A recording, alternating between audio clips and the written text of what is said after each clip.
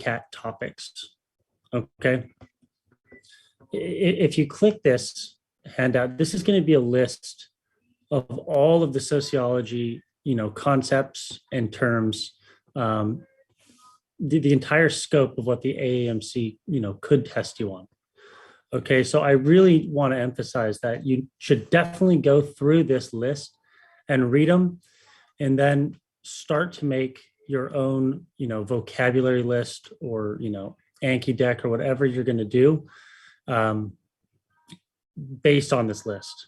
Okay. It's incredibly important. The good and the bad news around sociology. The bad news is that you have to know it for the MCAT. The good news is it's very manageable and very doable. You just have to put the time into it, and, don't blow it off for too long, and get to it and go through it, and make your list. Okay. You can see that the lectures are going to be broken down, with their corresponding subjects as they relate to sociology. Okay. And so what I would do is start to make a vocabulary list based on what you see in lecture, and then outside of lecture using this term sheet, right? And so for each lecture, you should segment yourself off, time to do these, right? So for today, we're going to do social demographics, right? Which is going to give us a really nice snapshot of, kind of what society looks like right now, and the demographics of society. So start going through things like gender, race, ethnicity today. Okay. Now, I really believe you need to make your own, vocabulary chart, but something that would be very good to read and cross-reference is the ones that we have, right? So if you go through any of these sociology tabs, right, and you click on these handouts, these are going to be much more detailed little sociology study guides to read through that'll have definitions and, examples of them. Okay. So I would also read through those. Okay. Does anybody have any questions on that around sociology?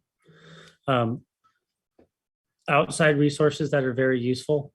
Khan Academy is going to be incredibly useful. They have, a lot of videos on different sociological topics. They generally, to go through all of them would take an incredible amount of time. And I think it's not the most efficient thing, but if there's anything that is very fuzzy or unclear, it's a good idea to watch those videos. But again, the more important thing would be to go through the Khan Academy questions, right? And get good practice with those. Those are really nice because, it really helps you differentiate between similar sounding vocabulary words, which we're going to talk about in a second. Okay.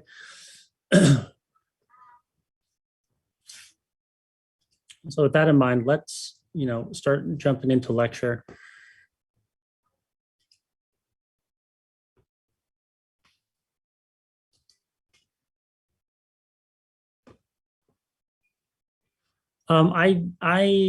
I don't think it's, someone asked, do you recommend doing Khan Academy questions for science and cars too, or just the psych and soc?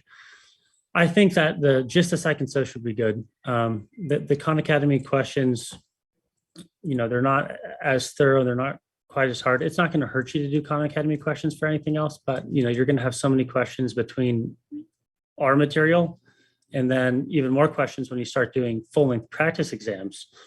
So, you don't want to burn yourself out and kind of stretch yourself too thin. Just keep on the path of your homework phases and you're going to be, more than prepared. Okay. All right. Let me know when you guys see the screen.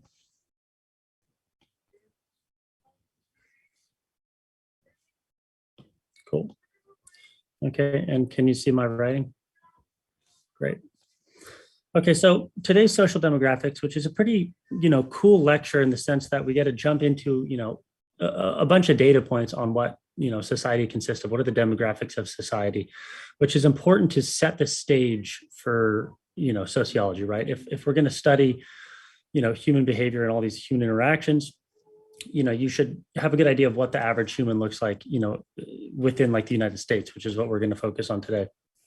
But as this is your first sociology lecture, it's let's reel it back for a sec, and talk about, what is sociology, right? Let me ask a question. How many of you guys have taken a sociology class?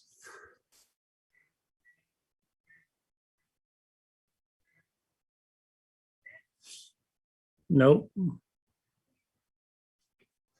Yeah. The hold on, you guys just chat. So that's good. If you've taken a sociology class, that's excellent. The MCAT covers just intro sociology. So you're, Soc 1. And so if you've taken that class, it's going to be very helpful. However, if you haven't taken the class, don't worry about it. It's not a big deal at all, right? What we do here and, going through these vocab words is going to be all you need, more than enough. Oh, and you guys want me to send you the slides? I could do that. Yeah.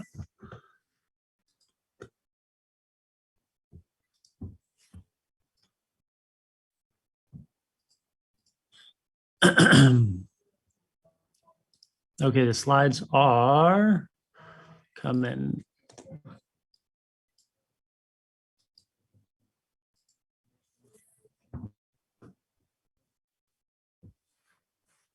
Cool.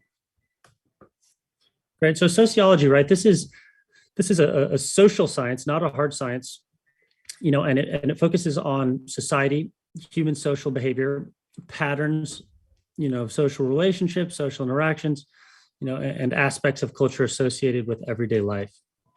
Okay. And, if we were to try to compare it to, all the other subjects that you're having to study for the MCAT, right? Physics and chemistry and biology and a little bit of psychology, right? These tend to have more of a nature, right? You're making laws and creating rules and, based on nature. And sociology is on the complete opposite end of that spectrum, where it's really using nurture,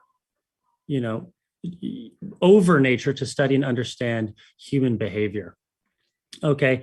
And something that, if you did that little reading I had you guys do yesterday, a huge problem with, a lot of you guys are probably bio majors, science majors, whatever it is. When you start to study sociology, everyone gets this, big sense of frustration, right? And it kind of stems around, how hard sciences versus social science view what, a theory is. Okay. In a theory in hard sciences is, it's only a theory after, years and years of rigorous and repeatable, scientific research, right? Then something can become a theory, right? In the social sciences, a theory is, it's more of like a hypothesis that's used to guide research, right? Oh, and someone says, oh, I sent them to just one person. Sorry about that, guys. It's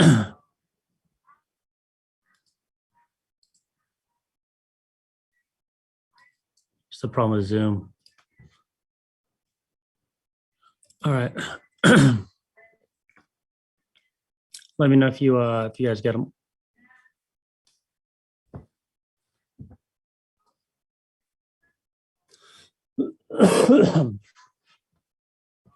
Got it. Awesome. Yeah, cool. Take notes, follow along. That's good. Okay, so and sociology, a theory is a much looser term, right? And it's used to help guide the research. It's not the end all be all of years of rigorous research. It's used to, to guide research. All right.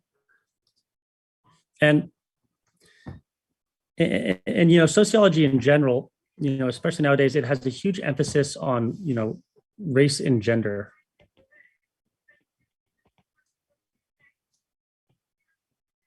Right.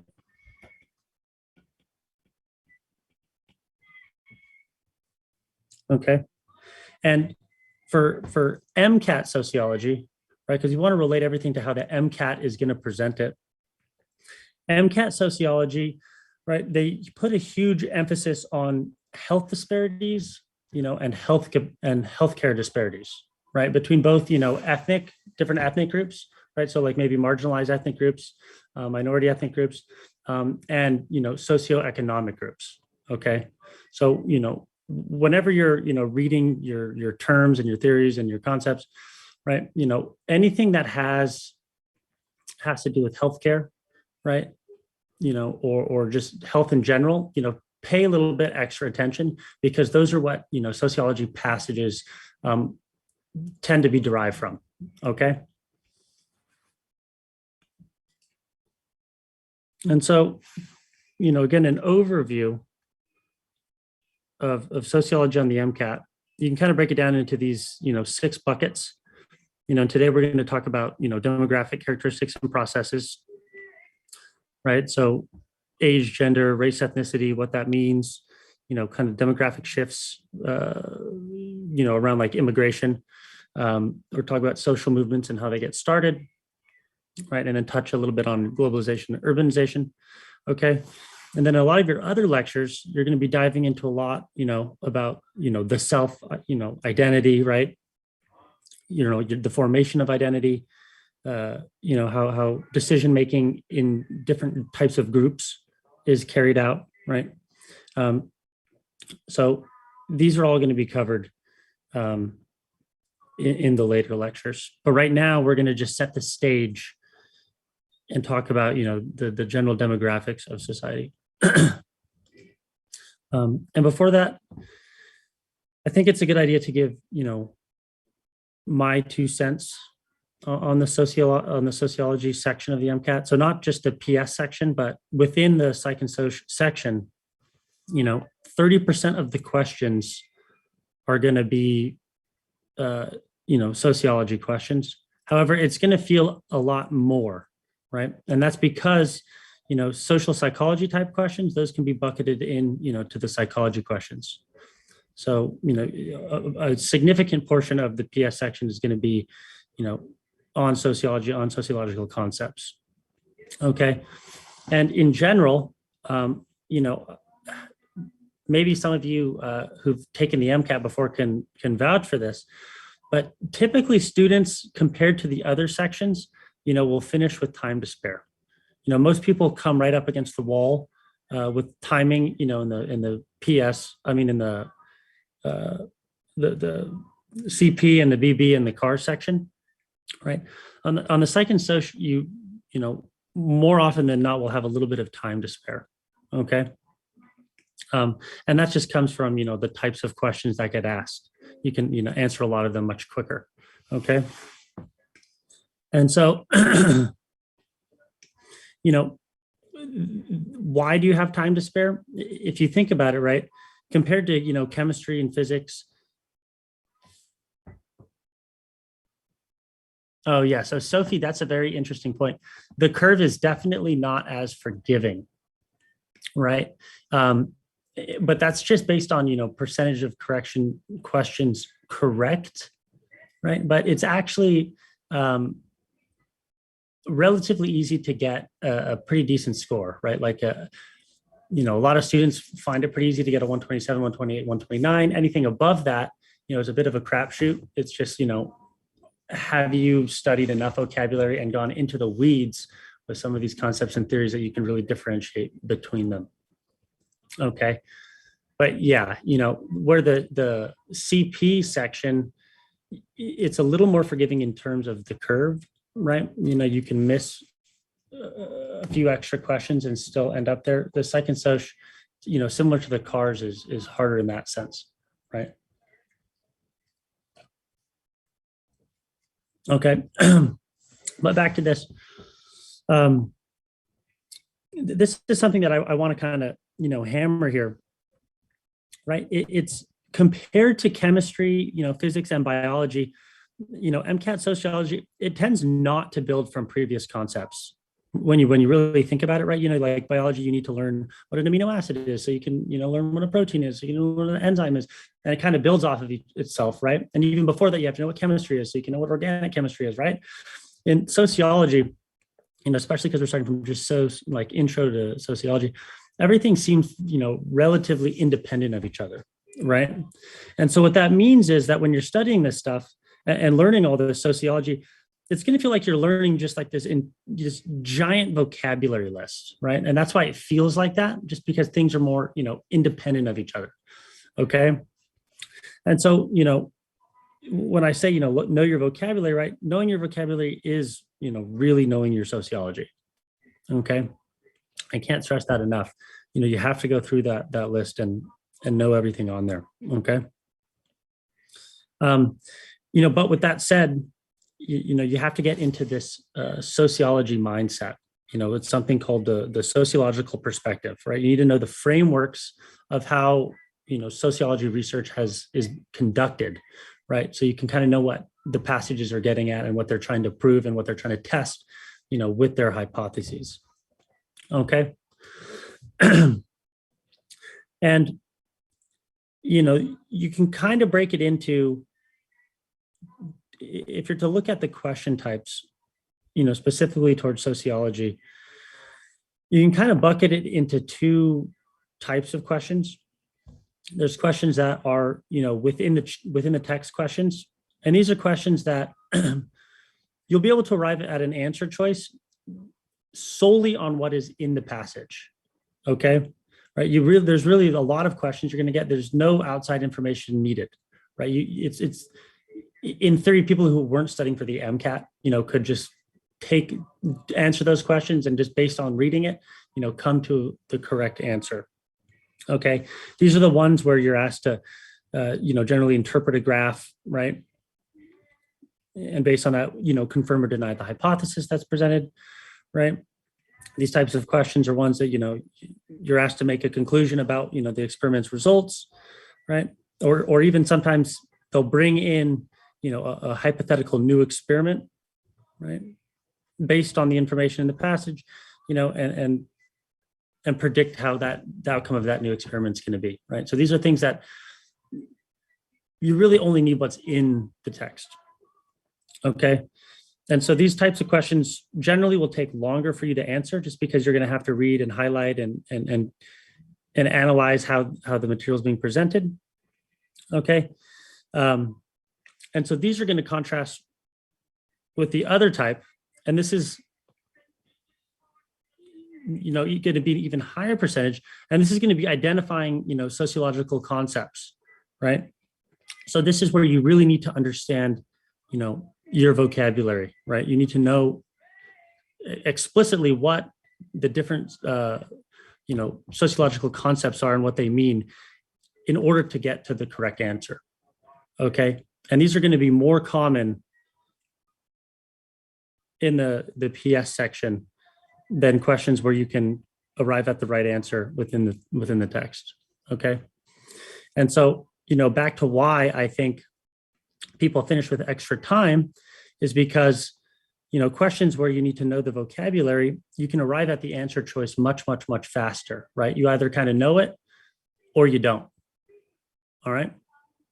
And so that's why it's, absolutely paramount, to study your vocabulary. All right. Before we start jumping into the material, I think it's good to, start backwards and given an example of what a, sociological passage will look like, right? Let's look at this real quick. And can you guys tell me, like, what do I need for outside information, right? So look at this and just read the question. You don't have to dive into it too deep, right? And so, like, for question 1 and then yes for 2, right? And, this is a good exercise because right away, we're coming up with an approach, right?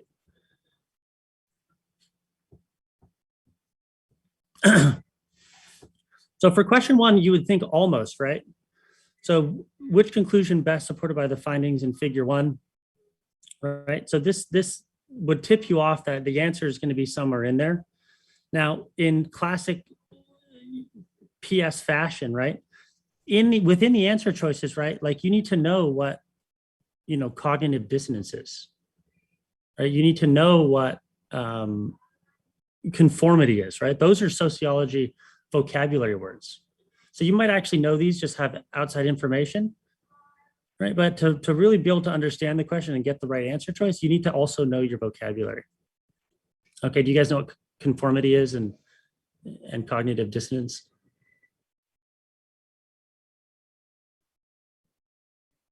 Right, well, exactly, right? And it's like, how well do you know it? Do you actually know it, where you can, separate and differentiate between these two like kind of similar concepts? Or, do you not know it now? You're starting to take a little bit of a guess on every single question, right? And you're going to cover this later, but conformity, that's, it's shaping your behavior in accordance to what is socially acceptable, right? Versus cognitive dissonance, which is having a state of inconsistent thoughts or attitudes, right? So like if you're to make a decision, you have cognitive dissonance, right? When you have like interfering thoughts and beliefs that kind of impede your ability to make a decision.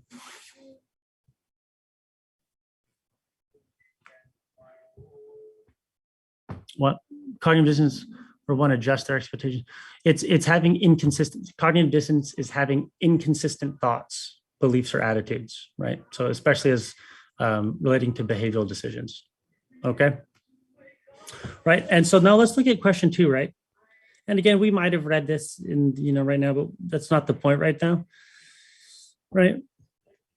Right. In helping to explain the results of the study, which other concept would be most similar, to a homophilous social network? Right. And if you look at the answer choices, this is the classic question. And this is why I really want to hammer the fact that you just really need to know your vocabulary, because it's so the test writers in this section in particular, they'll bucket very similar vocabulary words and they'll make them just choice A, B, C, and D. Right. And if you don't know, if you can't differentiate between them, you're going to end up having to guess. You'll usually be able to eliminate one or two. And then the other ones you'll just have, you won't have a clear distinction between two, simple vocabulary words, which is going to allow you to, start second guessing yourself and, not arrive at the right answer. Okay. So sociology questions, it's going to ask you to relate the data back to sociological concepts. Okay. Are you guys following me right now?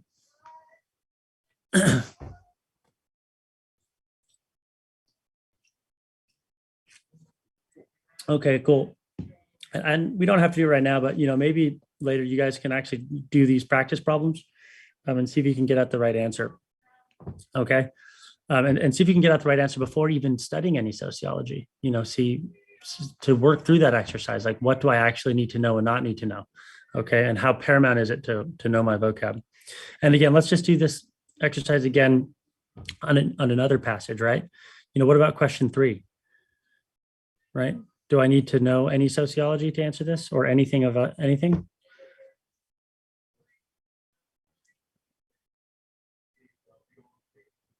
Yes, absolutely. Let's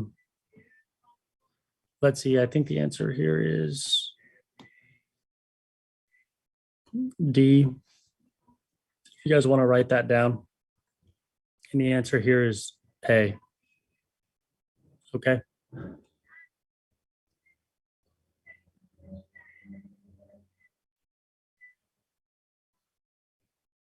Okay, let's just quickly do this for for this passage, right? Do we need any outside information to get this one right?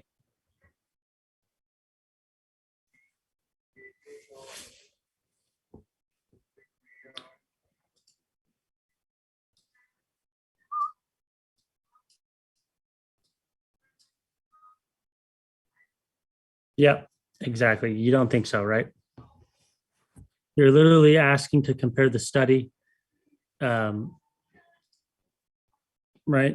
In fact, the only information you really need from this, I think it literally comes in like a sentence. Um, uh,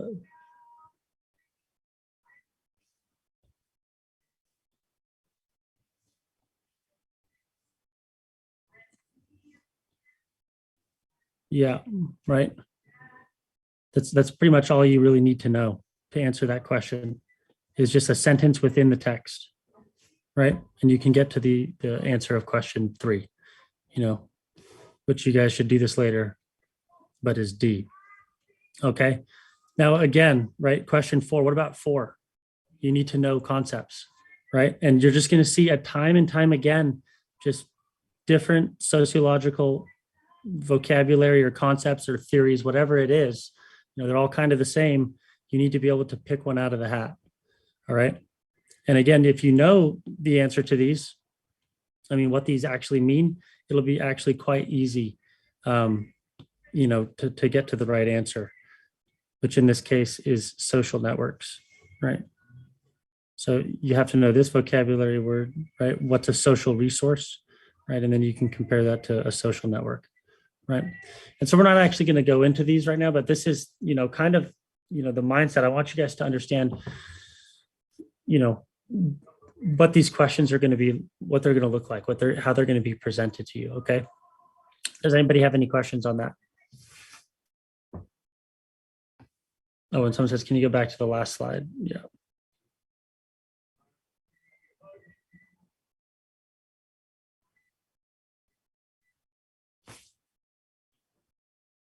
Cool.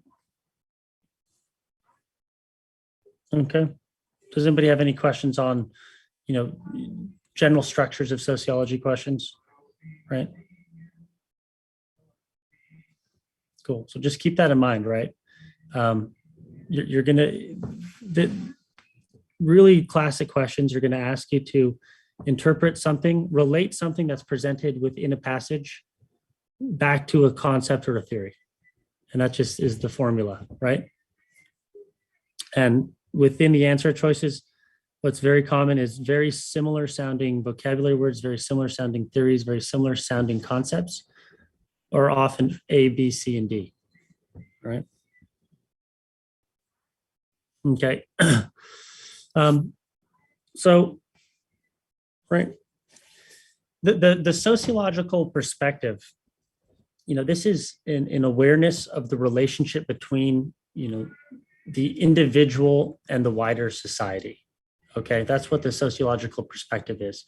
And this list right here, right, these are the different frameworks that I was talking about. These are the different, paradigms, that sociologists use to formulate different theories, right? These are what they use to formulate, these broad generalizations about how, people behave and interact with each other, right? These are, within these frameworks is how experiments are designed, right?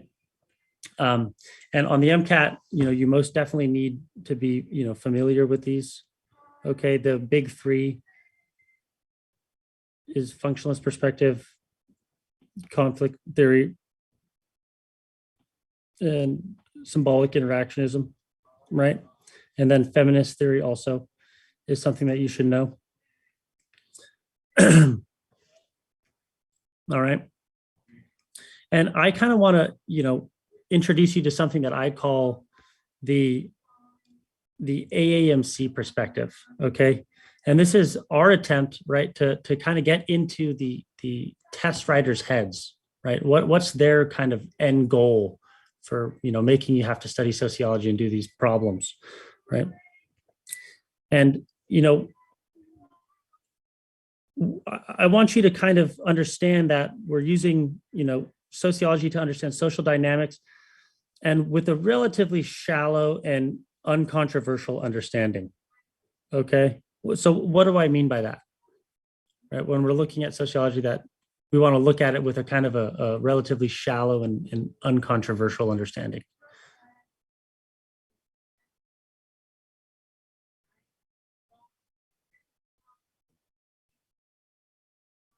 Yeah, exactly. It's unbiased. Okay. And so, in the hard sciences, and, that's kind of where most of our backgrounds are, right? We want the exact number. We want the mechanism, right? Sociology is very frustrating for us because it's always changing, right? And you can kind of argue it depending on what framework you're looking at something. You can kind of make arguments against it. Okay. And I want you to kind of get that out of your head. I want you to, not bring in your own outside opinions into sociology. We want to look at sociology, how it's presented in introductory sociology classes, right? How are the current, industry, or how are the current academics, presenting and looking at sociology, right? And so I don't want us to go down too many rabbit holes, whether you agree or disagree with some of these perspectives, that's not the point. The point is to understand how it's presented via academics and use that to, be able to interpret the passages that we get. Okay.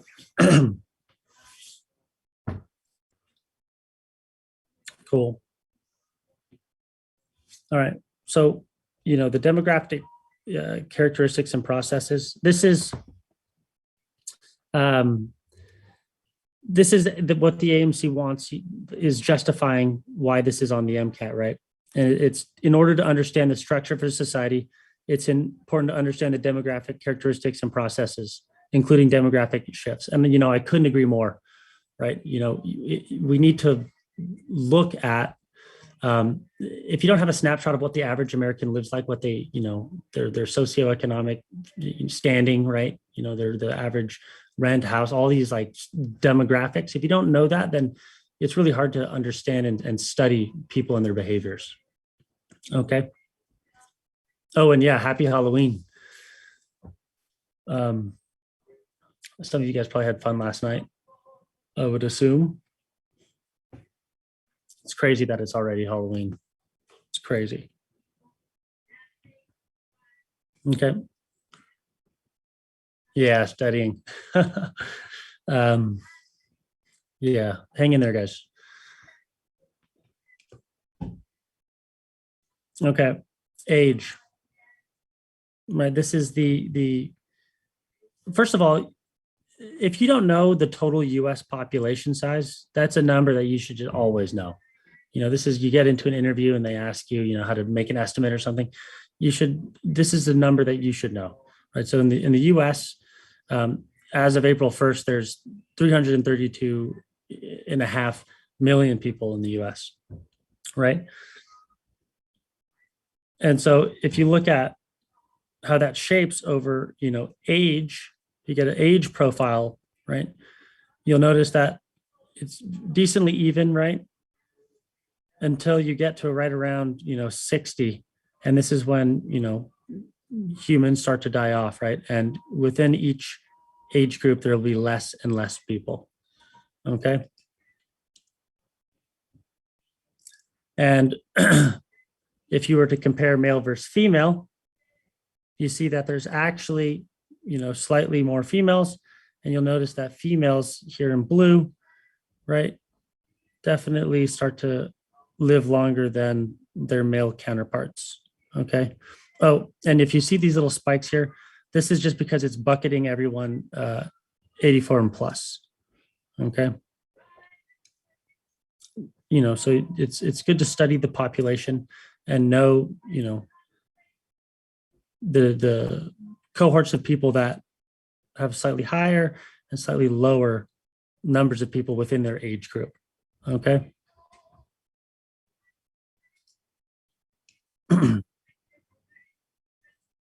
So if we're going to look at people and talk about them, right, and observe their social behaviors, it's not a bad idea to look at, their housing characteristics, right? How do people live, today in this country? Okay. And these are kind of just fun stats to know, in the top of your head for, debates and, the snapshot of the country. Households, 120 million households versus housing units. Right. So there's only a surplus of about 20 million housing units, which is, I think, pretty good. You don't want to see that get too far away from each other. There's 2.62 people per household in the United States. Right. These are where things start to get scary. Households with a computer. Right. If you think about it, today's, it's 2021. Only 90% of households have a computer. That's wild. And this one's even more scary. Not even 85% of people have internet. Like, how do you function? How do you learn, right? what this is, saying is that there's a lot of people who are very disadvantaged. Okay. If you look at 64% of people in this country own their house, right? Their medium home value. This is actually, if you look at these numbers, this is from 2015 to 2019. Why are we looking at these numbers, right? Why is this not 2020 or 2021? No, and Amanda, don't memorize these stats, right? These are, giving you it's giving you the demographics, right? So, when you're reading through a passage and, you're analyzing data and graphs and bar figures, right? This is the sample population that people are pulling from, right? This is who America is, right? To kind of reel everyone back in so we kind of have an understanding of who we are, right? Yeah, so this is, we try to get the most recent data. 2015 to 2019 is the last, these is like it's a moving average, right? So you can, so any fluctuations get stabilized, right? With these kind of statistics, but also because 2020 was COVID, right? So everything in 2020 was totally out of whack. The census was out of whack, right? And in 2021, we don't actually have the data in yet. And, this is good because this is 2015 to 2019. This is where actually all of for your actual MCAT, this is where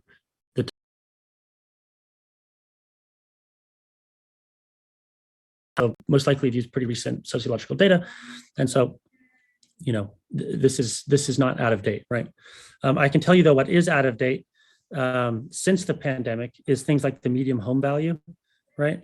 And medium gross rent. If I'm not sure if you guys are aware of this, but since the pandemic, the government has injected, I think it's a third, someone correct me if I'm wrong, a third of the money supply into the US economy. So everything has just been shifted up, right? We've inflated everything, right? So all these are actually, I think last time I checked, this was closer to like $300,000 or maybe 250, something like that. Okay. Yeah, inflation, right? But anyway, this gives you a pretty good idea, right, of how people are living, right? The median gross rent in the country is, somewhere just north of $1,000. Median monthly mortgage, right, including homeowner costs, including your mortgage, is slightly higher, right, than the rent. All right.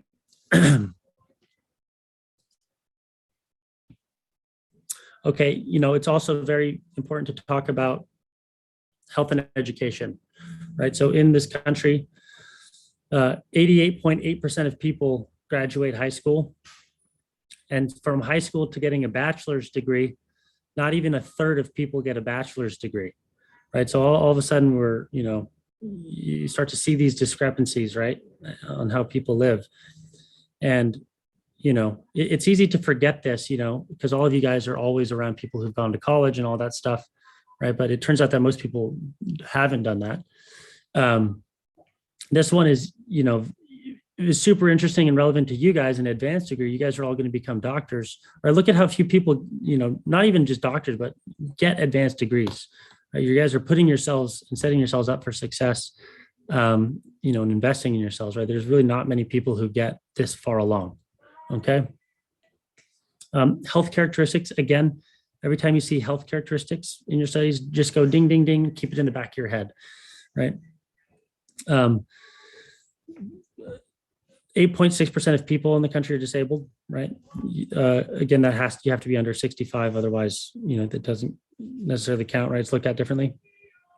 10% of the population doesn't have health insurance, right? And that's with the availability of Medicare and stuff, right? So that's a big number. This is interesting for you guys, the US physician rate, okay, per 100,000 people is only 278.5, right? That means that there's less than 3 doctors for every 1,000 people. That's wild. Okay, there's a huge doctor shortage, right? And this is something that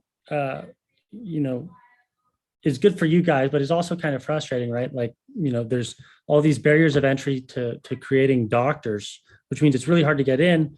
But if you're going to do it, there's a limited supply, so you guys are going to have really insane good job security and high wages, right?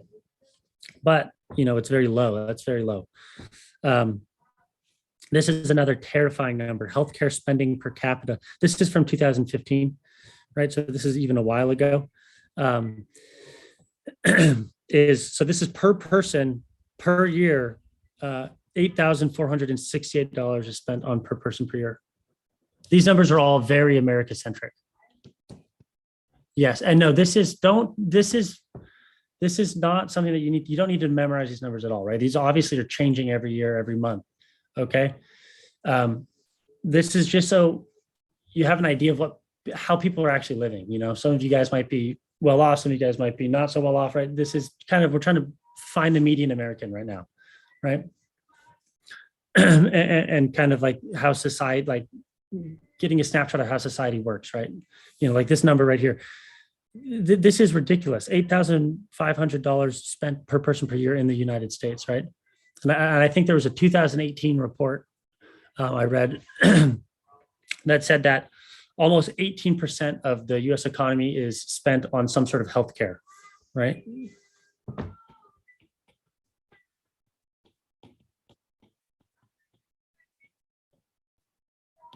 Right, is in some sort of healthcare spending, right?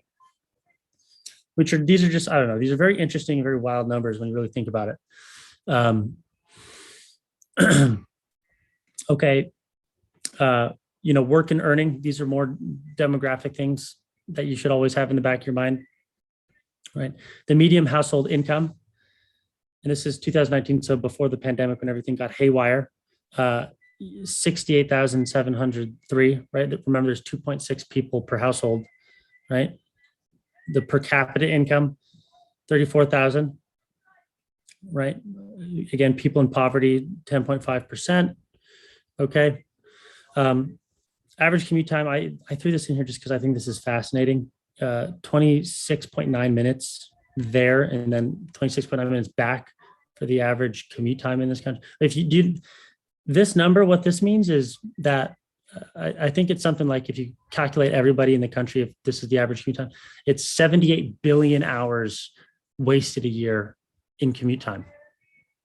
Productivity hours are wasted in people just driving, sitting in traffic, and we're not even going to talk about carbon emissions or anything like that. This adds up super fast. So, this Zoom age that we live in, actually has a lot of advantages. Okay. Here, males still earn more than females, right? It's slowly getting better, but not fast enough at all, right? This is still a problem. Okay. Yeah, exactly. It's a crazy number, right? It's a crazy number. Okay. So kind of just to give you an idea of where different people kind of fit within society, right? To get a sense of people's different, socioeconomic statuses. No. Somebody just asked, are we supposed to memorize these stats? No, don't memorize these stats. We're just trying to get an understanding of what the average person looks like, right? Because in sociology, we're studying people and their behaviors, right? And so what motivates their behaviors, like we need to know where they kind of sit, right? I hope that answers your question. Okay. So I took, the very common, the classic, classic jobs, right? That you're thinking about when you're, within college. And this is the average wage numbers of, classic jobs in this country. I mean, look at the minimum wage, right? Again, this is 2020. The US minimum wage is $15,000 per year. Let that soak in. That's wild. I don't know how anybody can do that, right? It's crazy. Okay.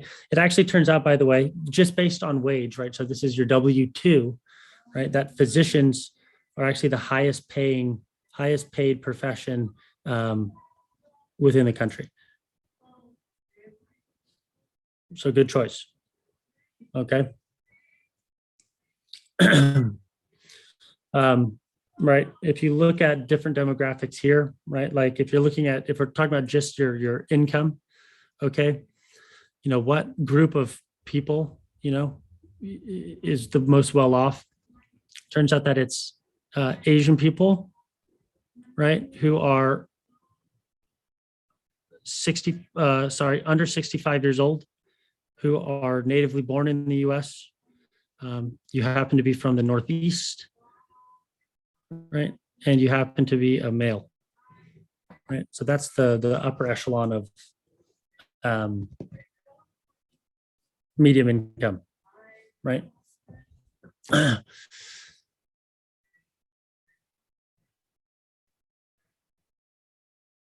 Yeah, exactly. And that's kind of what the point of this is, right? We're looking at like the median, US statistics. It's really easy to forget how everyone else lives depending on where you actually live. Everyone gets put into their little bubbles. And what we're trying to do right now is pop the bubble so you can, get a better sense of how people are living. All right. Okay, I did this just to dangle the carrot in front of you guys. Um, if you look at, healthcare professions and how much they make, if you're going to be a doctor, it's looking pretty good for you. Um, and again, different specialties will be either more or less, and depending on where you work, this can be, times two, times three, times four times earning potential. Um, but based on just wage, so your W-2, right? This is kind of where different doctors fit in. All right.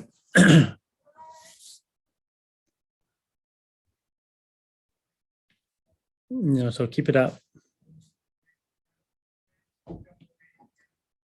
Okay. Let's do a quick question actually and try to actually answer this. So maybe take 3 or 4 minutes and let's practice doing an MCAT practice problem or two and try to find their pitfalls and stuff.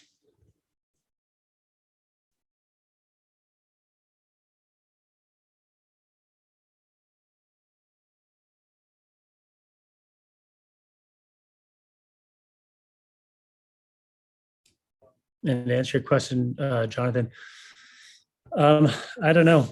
I don't actually find that. Are you talking about like internal medicine or something? Internal medicine's, your springboard into getting into, a lot of this kind of stuff, right? You do your internal medicine and you can use that to then specialize and then, jump way up, be like an oncologist and all this and that.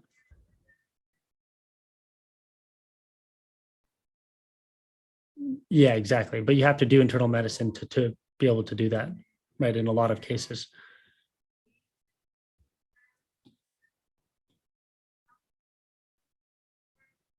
Oh, sorry.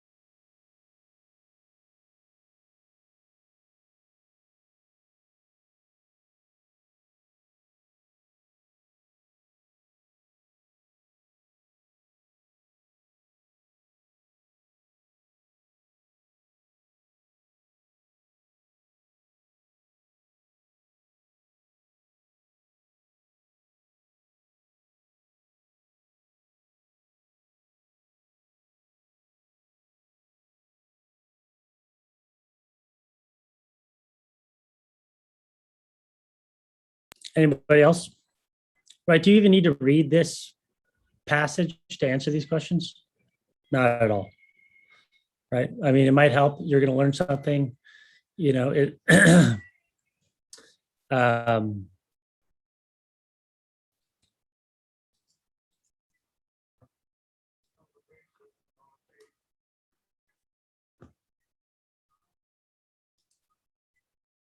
right? It might help you, but if you know your vocabulary, then you're going to be able to get to the answer of these questions pretty quick.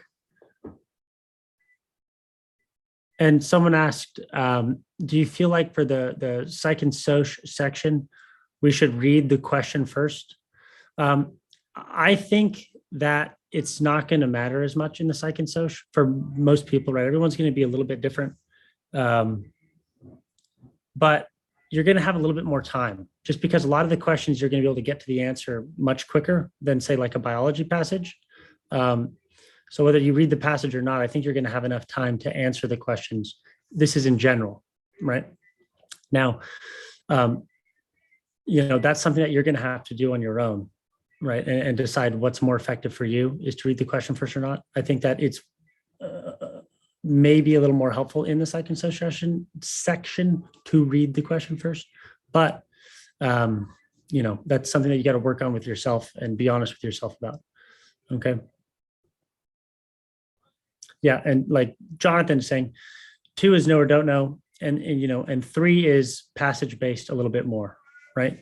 Exactly. However, knowing right what the life course is ahead of time can let you answer that, which is a vocabulary word.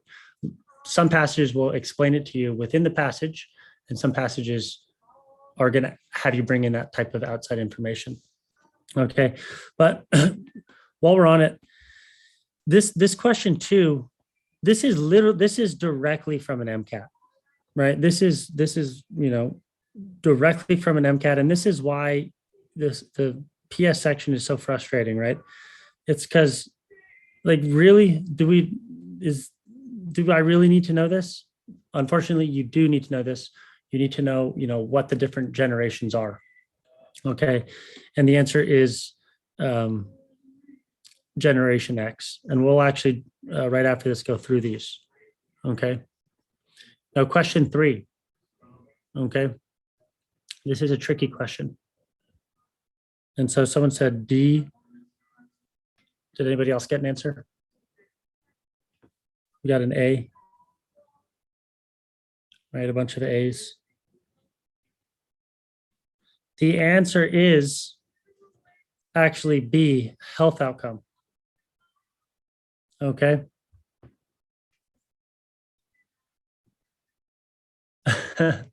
Right. And so when you look at this, one, this is the one that seems kind of like the outlier, right? This seems like the obvious question that doesn't really fit into, any of these other types of questions. So that's something that makes, you should maybe give it another look, right? And so if you read the question, a researcher using the life course approach in their analysis of the etiology of coronary artery disease for local population of patients would take which of the following factors least into the account? Okay, so for this question, we need to know what the life course is, right? Do you guys know what etiology is? Right, this is that's the cause or the manner of a cause of the disease, okay?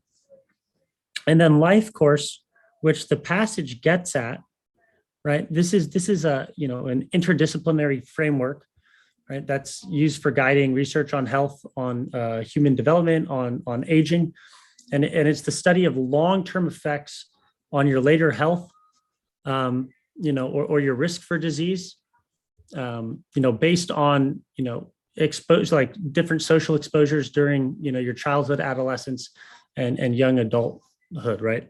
So it's essentially like what happens in your early life is going to make you more or less susceptible, to a disease in your later life. Okay. And so health outcome, why is this answer not the best answer? Right? Do you guys know what a health outcome is?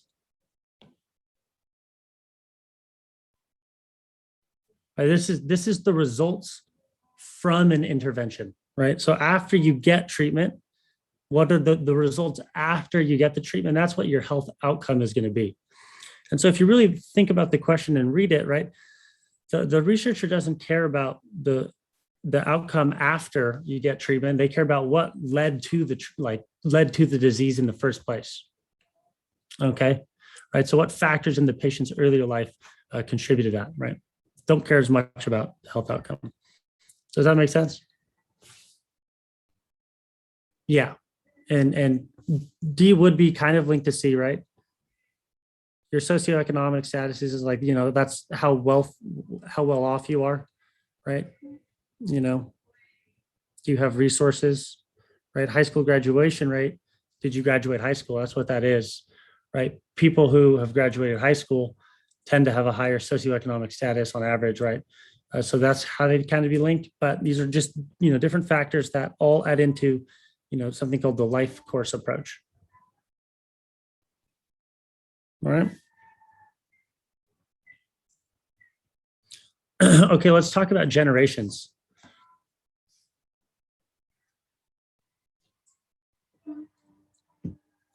Let's see if any of you guys can get all these right. What's the generation between 1928 and 46?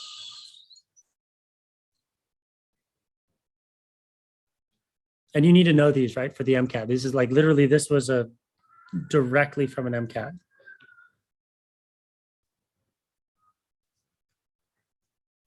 Right. So this is going to be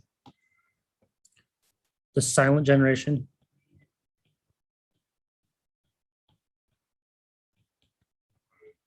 Okay, these are the children of the Great Depression. And with each generation, by the way, you should know like a general characteristic of them is something that you should know, right? And so the silent generation, children of the Great Depression, they missed World War II, right? These are people who are classified as following the rules, right? 46 to 65. This is everyone's favorite generation, the boomers. Okay. These are the people who had this post-World War II baby boom. That's why you see this increase in population here. All right. During the boomer time, this is when there was huge economic growth post-World War II, right? Examples would be like Steve Jobs, Bill Gates, those are all boomers. Donald Trump's a boomer, Barack Obama's a boomer. Okay. Generation X is next. Okay. So this is why the answer to the last question was Gen X, because I think it asked someone born in 1970. Okay.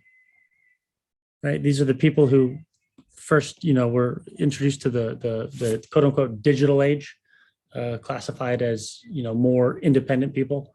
This is also when divorce rates started to increase, was in Generation X. Okay. Okay, what about this one? Yep, exactly. Gen Y, also known as the millennials. Okay, so interestingly enough, our class is actually not millennials. Our class is straddling this demographic, roughly. So a little bit, we have millennials and we have some Gen Zers, right? So this is Gen X, Gen Y.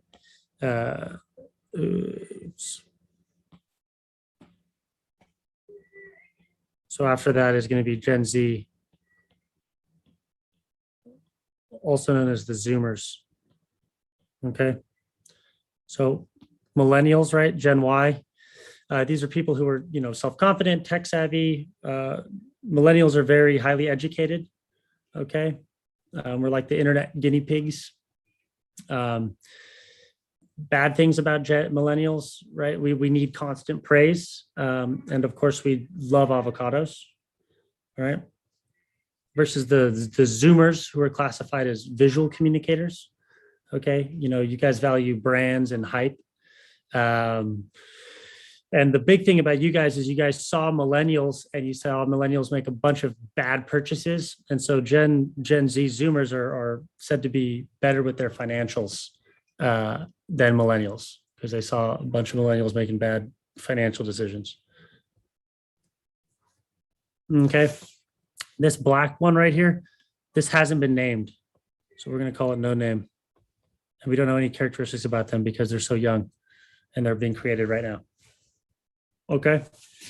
And notice that, you get these little echo population bumps, right? Where there's less, and these ones will have kids, generally speaking, with this one, right? And so like boomers have millennial kids, right? Millennials are also called echo boomers. You don't need to know that, but that's because you have these little population booms as a result. Okay. So what we just talked about, right? These generations, these are age cohorts. So people, born around the same time period, from a particular population. So you typically share, certain events and experiences. Okay. Which leads to this thing called age period cohort effects, right? And this can be broken down into, three things, right? When you're looking at the time varying elements of especially around epidemiology, right? So, disease manifestation, right? You have something called age effects. Okay. Right. So this is just normal effects of normal aging, right?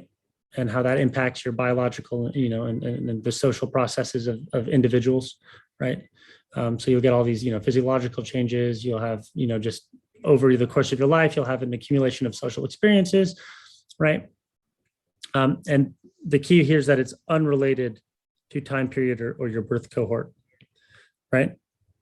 And then there's something called period effects, right? Which is an external factor that, equally affects all the age groups, at a particular calendar time. So what would be like an example of this?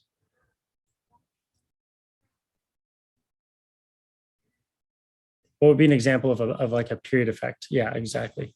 Should be easy, right? COVID, right? Affects everybody during the, currently, right? Still in it, wars or period things that cause period effects, depressions, economic depressions, right? Yeah, exactly. And then the last one is cohort effects. Okay. So this is the super interesting one, right? So it's variations resulting from unique experiences of a particular cohort, right? So of, one of those generations, right? A cohort is something unique to that generation that carries through time, right?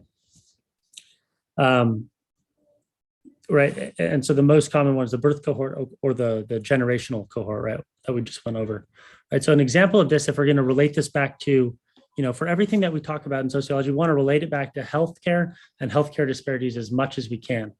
Okay. So, right, if we're talking about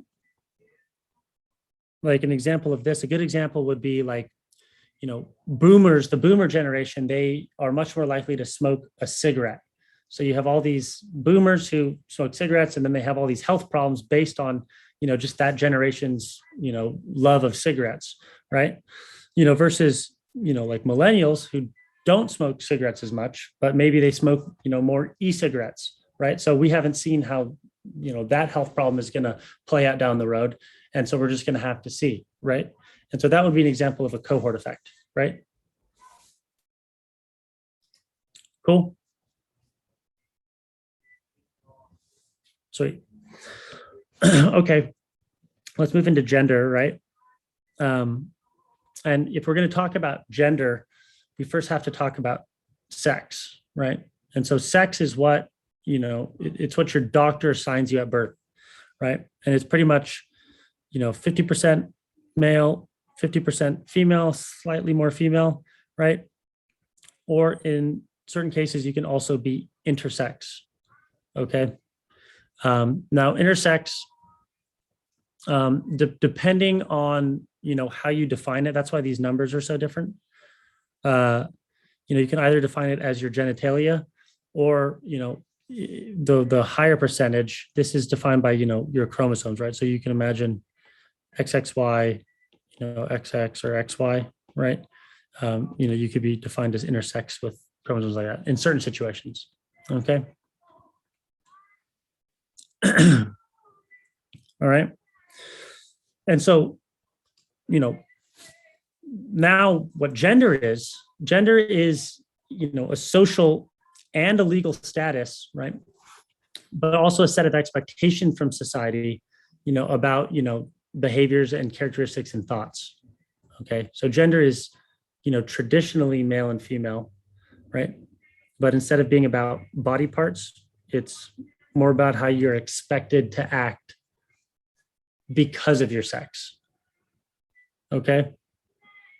And so gender is, it's how society expects you to behave.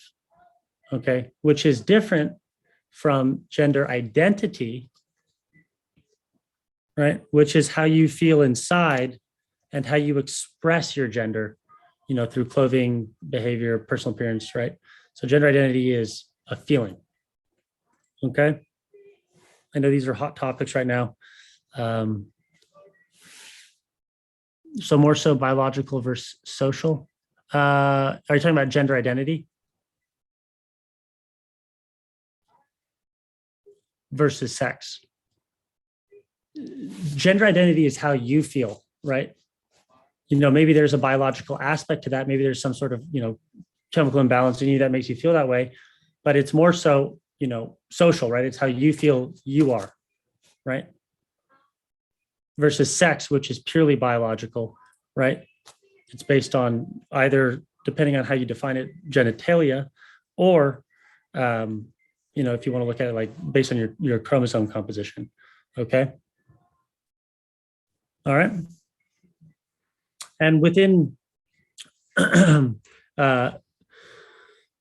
gender identity is, typically bucketed into two types of categories, right? I'm sure you've heard of them. You can be either cisgender, right? So this is when you're assigned, you identify with the assigned sex, right? So they're pretty much the same. Your gender identity and sex align with each other, right? That would be cisgender, opposed to transgender, right? And that's when you feel like your assigned sex is other than how your gender identity identifies as. Okay. Does that make sense?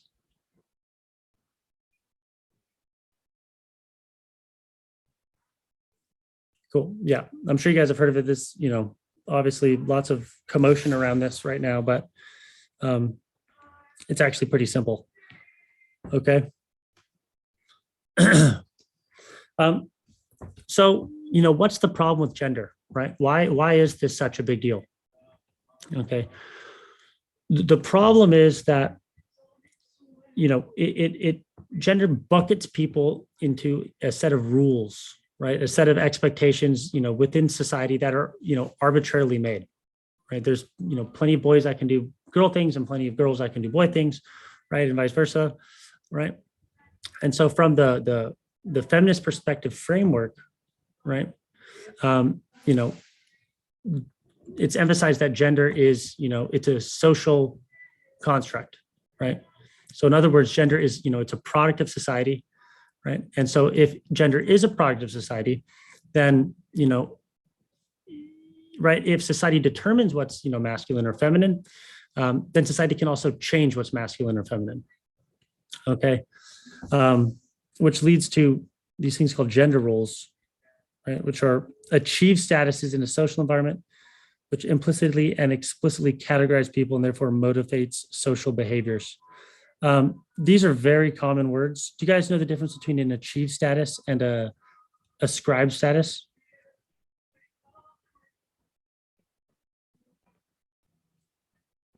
This is definitely going to pop up on your MCAT, by the way. Seems like it does every single time.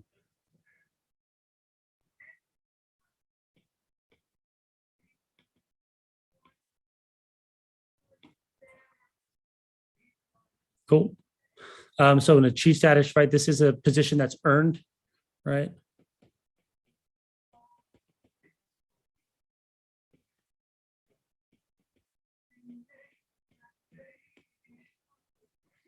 Okay. And so it'll reflect someone's skills, your abilities, your efforts, in contrast to an ascribed status, which is a status that's beyond an individual's control, right? So ascribed is beyond.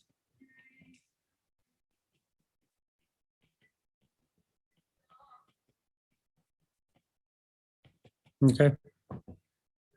Oh, yes. And then master status. Do you guys know what a master status is?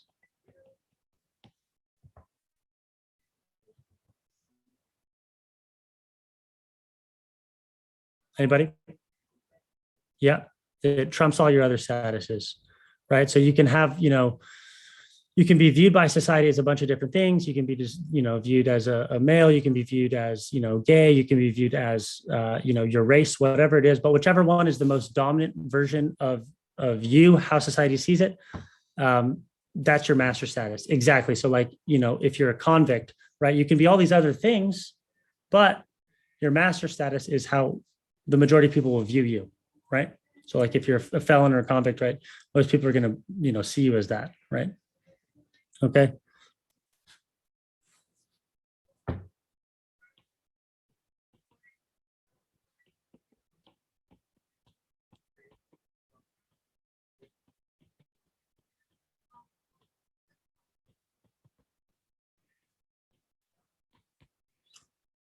Cool.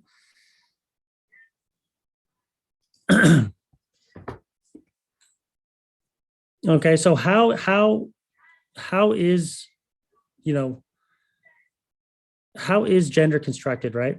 So from the feminist theory, right, we emphasize that no one needs to be locked into a fixed gender category with fixed gender roles, right? People are and should be free to identify their gender as they see fit, right? Which leads to this concept, of gender segregation. Okay, and so this is how gender becomes socially constructed, right? And that's, it's the process where people are starting from a very, very early age, actually around 2 to 3 years old, right, how they start assuming gender roles. Okay, and then based on those assumed gender roles, how this affects your development throughout your whole life. Can an ascribed status and master status be the same? Yes, they can be the same, right? So yeah, right, so you can be, I mean, this is a cheap, bad example, but right, you could, like being like black, right? That's an ascribed status, but it could also, I don't know, in whatever situation this could be, it could be your master status, right? Okay. Right. So you'll notice, right around 2 or 3 years of age, people start to, the different genders will start to divide, right? Boys and girls will start to separate. You'll have, different types of playtime or, recess or whatever it is, play dates, sports, whatever it is. You start to divide in these gender roles at a really early age. And when that happens, it carries throughout your entire life, right? So it's kind of society that's, shaping and determining these, gender roles, right? And so gender segregation, right? And specifically the amount of time with the same gender and opposite gender peers influence your gender roles, which means like the more, if you're, a male, the more time you spend with males, the more you're gonna, follow down those, masculine gender roles, right? And then vice versa, the more time you spend with girls, right? If you're a girl, the more you're gonna pick up those female gender roles, right? Okay. And so, this happens throughout life, and this leads to what we see today, right? Which is this, unfortunate gender segregation, in the various, different occupations. Okay. And you can divide that into horizontal segregation, right? Which is just going to be your differences in the workforce between men and women across occupations, right? So maybe there's, more female nurses, there's more male, construction workers, or even worse, there's vertical segregation, right? Which will be differences in men and women within an organization, right? So maybe, there's more male bosses or CEOs, right, as compared to women. Okay.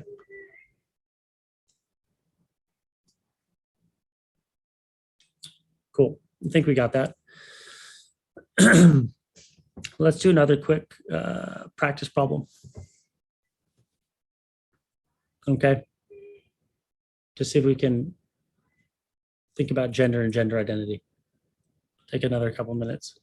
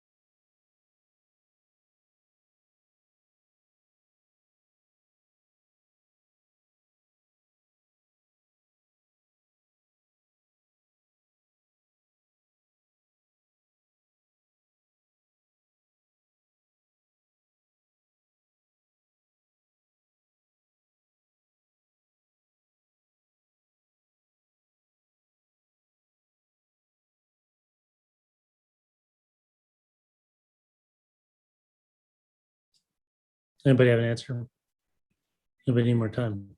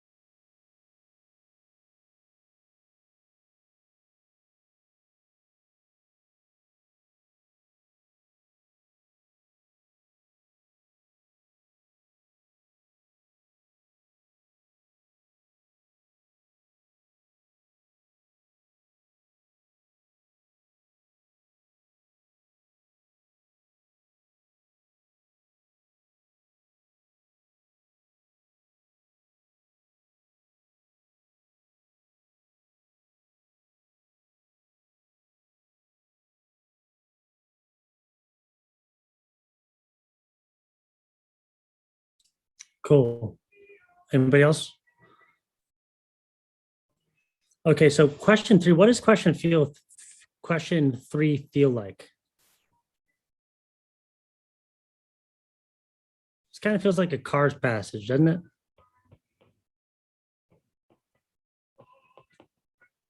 Right?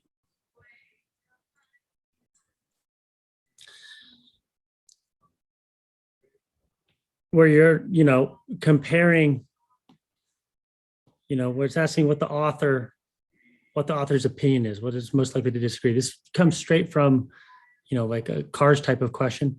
these are going to pop up on your MCAT. These are going to pop up in the psych and the social question. These questions where you have to, analyze how the author feels, right? You do your critical reading, right? Does anybody want to explain why they got C?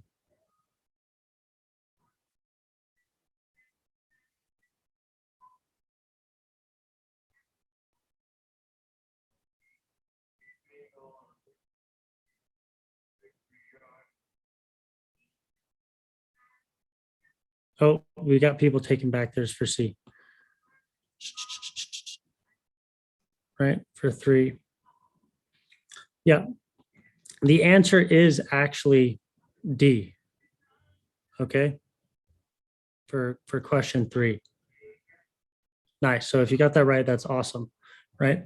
And so this comes from, if you look here, it says, it has no foundation in science and would undo decades of progress on understanding sex, a classification based on internal and external body characteristics and gender, a social construct related to biological differences, right?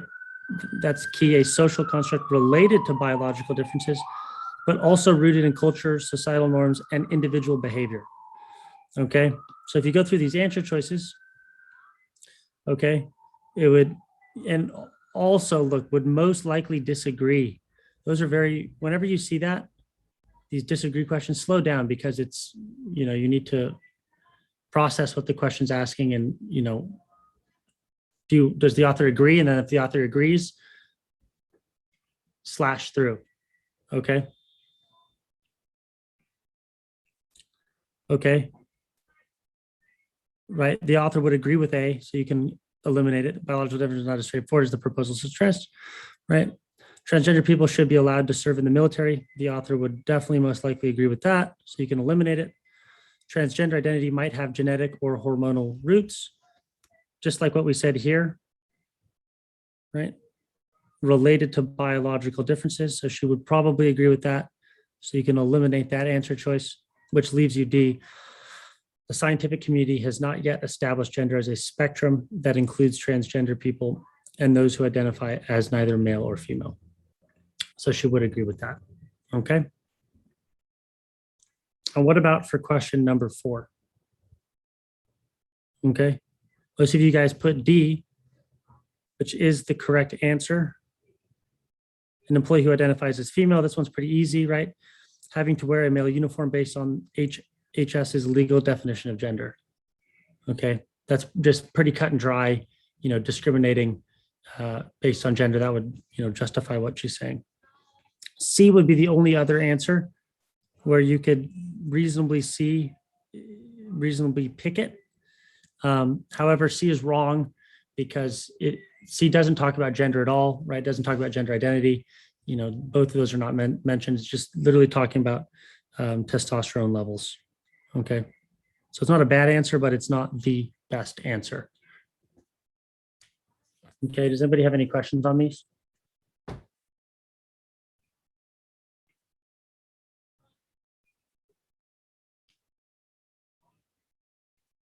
Yeah, that's really good. Awesome. Okay, let's move on to race and ethnicity.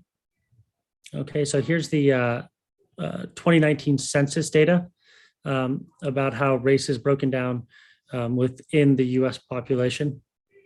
Okay, so there's a bunch of white people, 13.4% Black people, 1.3% Native American, 6% Asian, only 0.2% Hawaiian / Pacific Islander. This one's the one that actually fascinated me the most.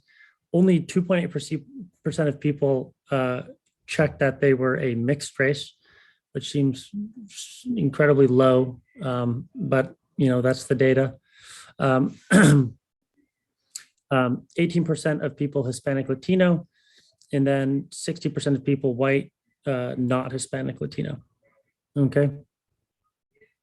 And this is just an example of how this data is collected, right? Which we're going to talk about later. Like the arbitrariness of this census data, right? It's such a limited scope of what different races are. And you'll notice here how it says white, non-Hispanic, Latino, and then white alone, right? Which is funny, but you'll notice that it's broken into two questions, right? So it's actually separated where you identify as being Hispanic, right, or Latino or Spanish origin. And then you're asked after that whether you're, what your race is, whether you're white, black, Indian, Asian, whatever it might be. Okay. And so that's why you get this discrepancy between 76.3% and 60.1%. Okay. Okay, so let's define race. Race is a category of people who share the same social or inherited physical characteristics such as skin color, facial features, or stature. All right. And so given this, honestly, this pretty poor, this very vague, and honestly kind of confusing definition of race, the big question that we need to get at around race is race a biological or social category? What do you guys think?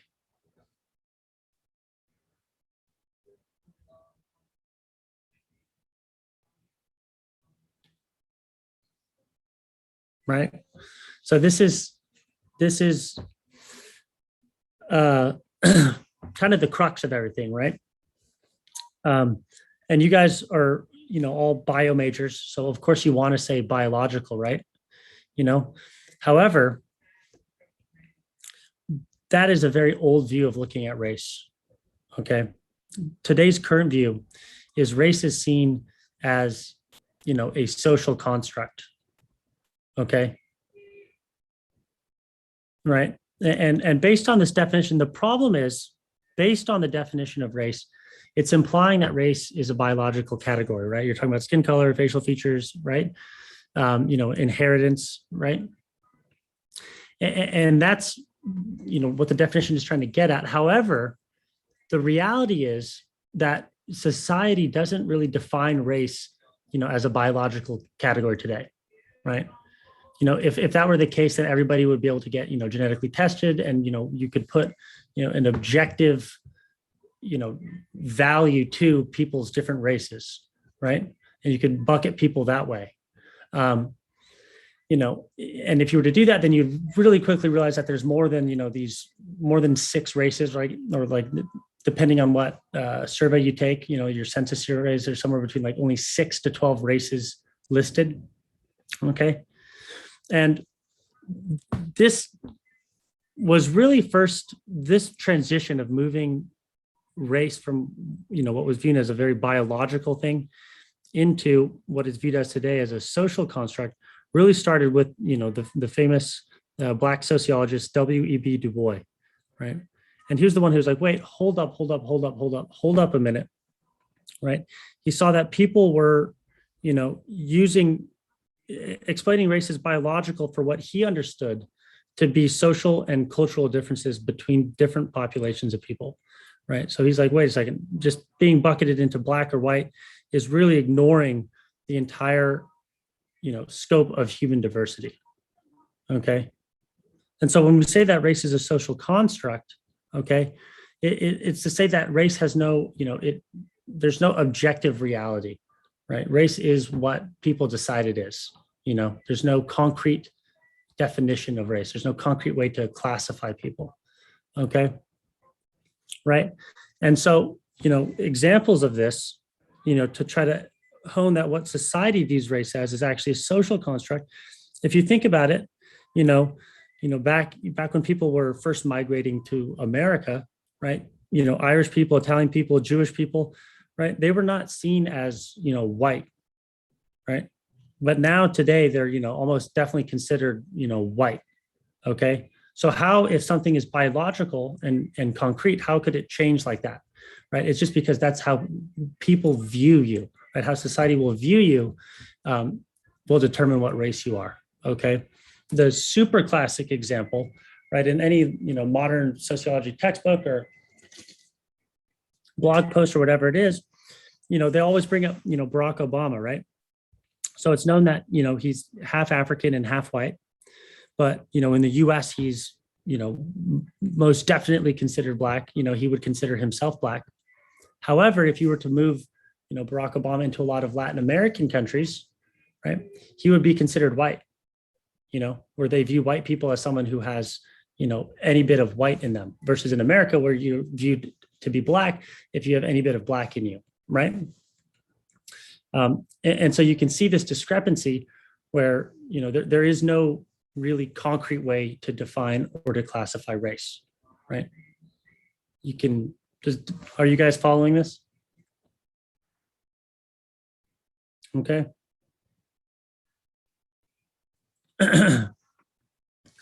And so the takeaway here is that race there's no objective reality, right?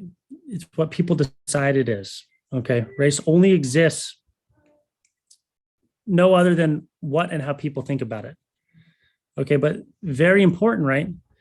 Things that are perceived as real have real consequences. Okay, so it doesn't matter whether race is real or not. Things that are perceived as real will have real consequences. So someone says, so if we were asked in an interview, what do we think of predisposed genetic disorders based on race? What would we say? Very interesting question. So you're saying, are you trying to get at the fact that, certain races are more predisposed to certain health problems? Yes. So that is absolutely true, right? Certain races, certain groups of people are definitely predisposed to different health problems, right? But what I'm going to harp at, and we're going to get into this literally right now, is what are the problems with race as a biological category? Okay? Because this has absolutely historical and, really massive negative outcomes, for all of, medical research. Okay? The big thing is that a lot of this research is being misinterpreted, right? So for example, to get to your question, Dominic, right? Cystic fibrosis, right? It's very much so underdiagnosed in Black populations because it's considered to be a white disease, right? And so you could imagine if you're a doctor and you go up to somebody and they look Black, so you think of them as Black, even though maybe they're only 25% Black, right? You're going to be like, oh, this person doesn't have cystic fibrosis because, they're Black. But in reality, if you were to define race properly as a genetic disease, you would see that their genetics are actually, 75% European Anglo-Saxon, and that they actually carried cystic fibrosis, right?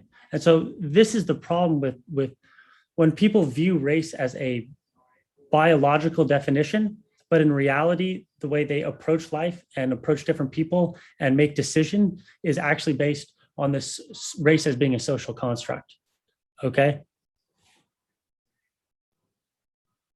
Yeah, exactly.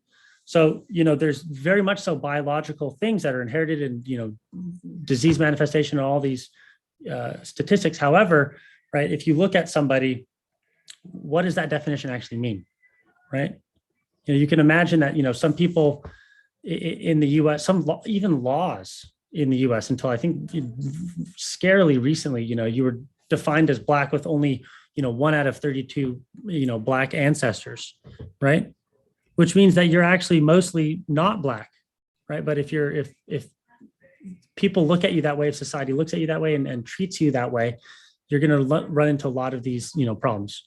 And again, we're relating this back to what the MCAT loves to talk about is these medical, these health disparities that come from that. Okay. Right. And another thing is a lot of medical research, a lot of research, sociological research, the government mandates that you include certain demographics within your studies, right? And so it kind of messes up when you think about it.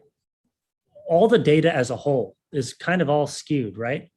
Because if I'm, going to participate in a sociological study, right?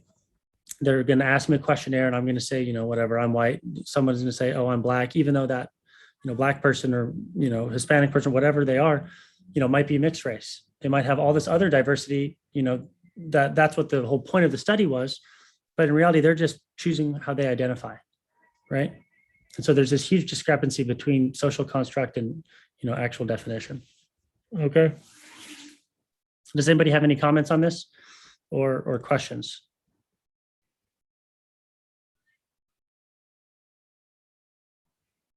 Right. Another good example here is, Black people are believed to have in general higher blood pressure than, other racial demographics. However, if you were to take that set of data and compare, African Americans and compare them against white Europeans, right? It turns out the white Europeans actually have higher blood pressure than, Black people in the US, right? And then Black people who recently immigrated from, the Caribbean or West Africa, so like, not African Americans, right? They actually have lower or equal blood pressure. So you guys are all going to become doctors and you need to think critically about these things, right? Am I assuming, am I making assumptions, right? What does this data actually mean? Blah, blah, blah, blah, blah, blah. Okay. Cool.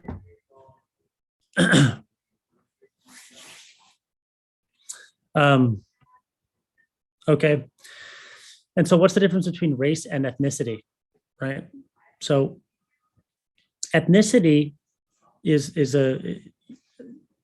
it's to separate. Ethnicity is being used now, right? And that's to try to separate away from those biological connotations of race and racial, right? So it's this, the shared social, cultural, and historical experience stemming from a common national or regional backgrounds that make subgroups of a population different from each other, right? So ethnicity is trying to get away from those biological connotations that race has ingrained in us. Okay. It's important that we go over the racialization process, which is just the social process by which certain groups of people are singled out for unique treatment on the basis of real or imagined physical characters. What, in other words, what does this mean? Racialization.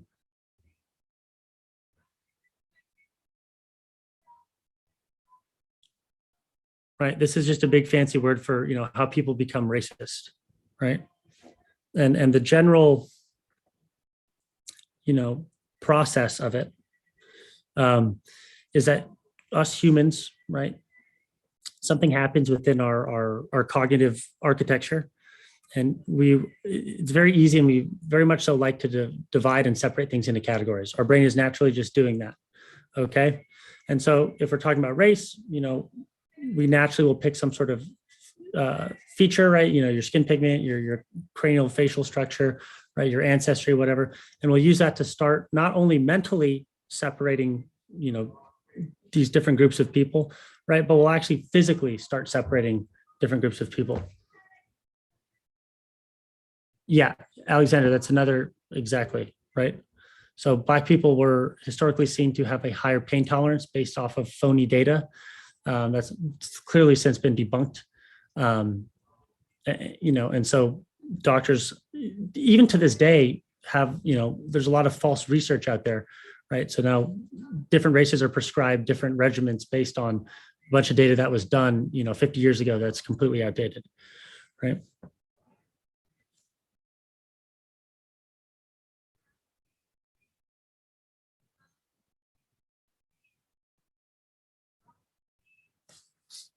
What about genomic studies that show population groups that have extensive interactions and created new people groups, such as interactions? Yeah, well, exactly. So that's like kind of getting at the point, like if we were to actually make race a biological definition and everyone were to take a 23andMe and that was what determined your race, all of a sudden you'd have a million different races popping up because it turns out, people are much different than you initially think based on, your social construct of race, right? So if you were to do that, you would definitely get a lot more different races and, it would give you a harder number, right? A hard number towards race. But that's obviously not going to happen. And so you need to understand that race is a social construct. Okay. Anyway, so how do we become racist, right? It's this process of racialization. Okay. Where you pick a feature. Okay. You start to not only mentally separate people into different categories based on the feature, but you actually start doing that physically. And when you do that, you start to attribute qualities to each group, right? Your brain wants to, put little definitions in front of each group. Okay. And it could be based on anecdote, it could be based on prejudice, it could be just based on convenience or for your advantage, right? Like, oh, I know you over there with, brown skin aren't as good as at this task as people over there. Okay. And the last and important step is, actually acting on these attributed qualities, right? And so you actually start treating people differently, which leads to discrimination based on these bucketed attributes. Okay. And the real problem is this thing called essentialization of race. And that's that for you to be put into a category, it means that these attributes must be true. It means that they are necessary to form your identity. Okay. And so, like, for example, right, race really started in the 1500s and 1600s, right? This racialization process, where you see this essentialization of race. I mean, that was, for during imperialism, colonialism, white people wanted to bucket, African people into this category so they could justify, bringing them over in the slave trade, and all those problems that occurred with that. Okay, because before that, right, if you look back to, like Greece, shortly before, the 1500s, right, if you didn't speak Greek, if you didn't, participate in Greek culture, if you didn't eat Greek food, you would be considered, like a barbarian. You would be that other group, right? You would be that outsider. You would be that minority, right? However, no matter, what you look like, no matter, your skin tone, whatever it was, if you were to learn the Greek language, if you were to start eating Greek food, if you were to, immerse yourself in the culture, then you would not be kept in that group of, whatever barbarians, right? You would be pulled into it and you would become Greek. Today, you get this problem of the essentialization of race, right? Where we think that these attributes are necessary for the identity. When in reality they're not. Okay.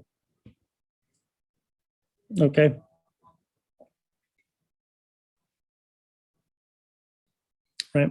And so this racial formation theory, right, what reinforces this? Okay. Right. It's not only formed by, your individual experiences that form your identity, your racial identity, right? But all these big institutions actually play a big role. Okay. So, like, for instance, like the government is reinforcing these ideas of race. I think about the census survey that we saw, where you have to actually check your race. Why does that matter? Right? Who says it matter?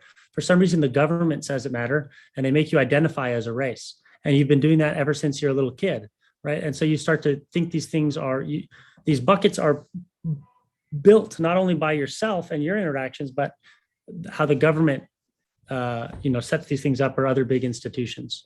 Okay. Okay. And then there's this vocabulary of racial project, right? And this is, any effort, via a government, right, to organize and distribute resources along particular racial lines, right? So this could be both positive or negative, right? You can do like redlining, redistricting, which would be like a racist racial project, or you can, bring food and services into, maybe poor minority neighborhoods, right? So they can be both positive or negative. Okay. We're actually going to skip this one, but you should try it later. D and D are the answers. Try to forget that. Okay. And if you didn't catch that, then ask me later and I can give you the answers. And if you want to, we can go over it. All right. And immigration, these are less important. vocabulary words. These are just interesting too, if you want to read after. The different classifications of the different immigration statuses within the U.S., right? And like the definitions of a citizen, permanent, non-immigrants, undocumented. Okay. I think this is kind of a cool, just so you know, kind of how many quote unquote immigrants there are in the United States. Right. So you remember 332 million people total. Oh yeah, it says right here.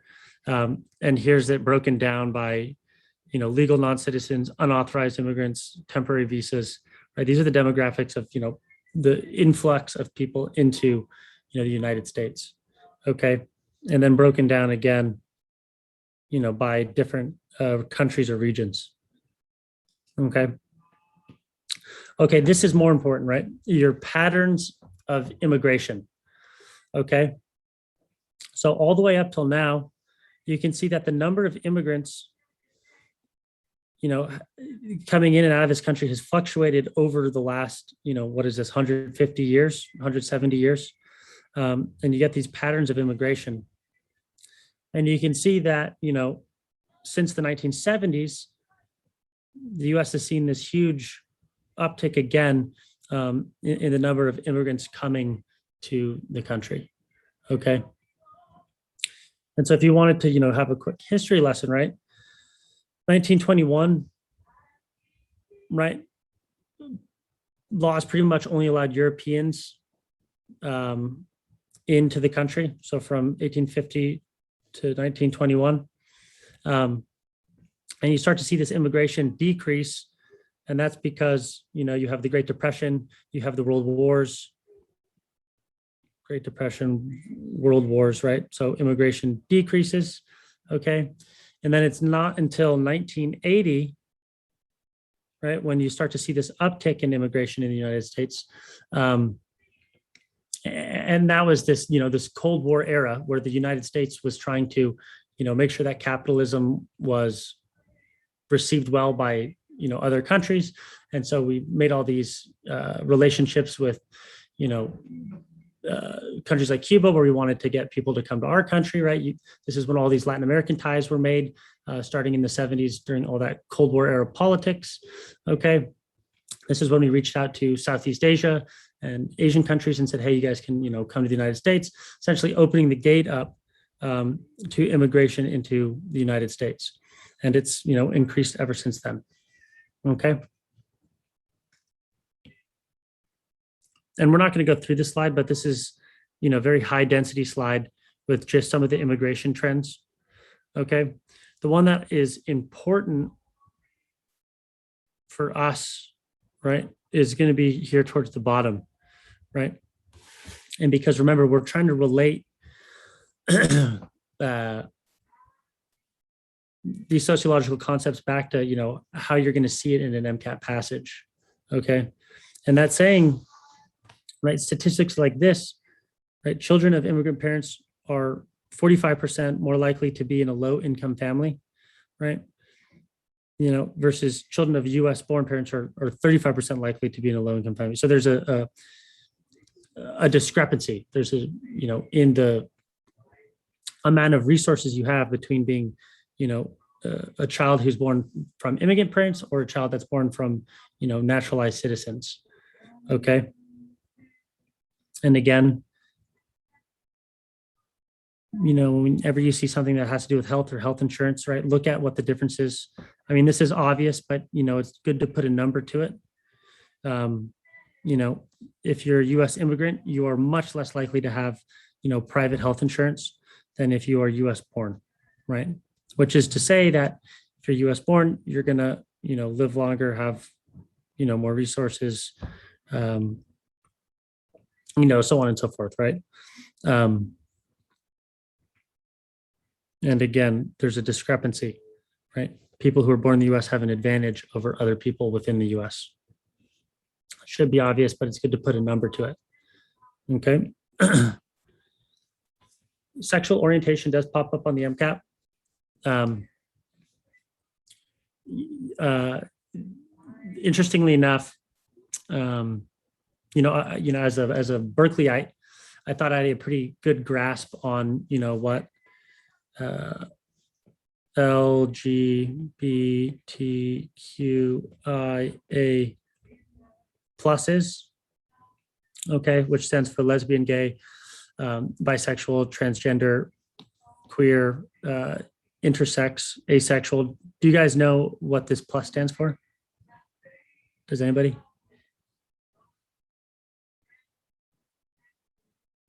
Other, yeah. And so I thought I was pretty woke about all this. And I found out that the plus, it's something like 43 different sexual orientation labels. Okay, or sorry, 47 of them. Okay. And again, you don't need to know these for the MCAT or memorize them for the MCAT, right? You should know the big ones like gay, bisexual, straight, queer, right? Lesbian, like these are the things you should know. But just have like the idea that, you can break these down much further, and there's all these different sexual orientations. So if you have time and you want to take a study break, I do highly recommend looking up some of these and, seeing where you fit in.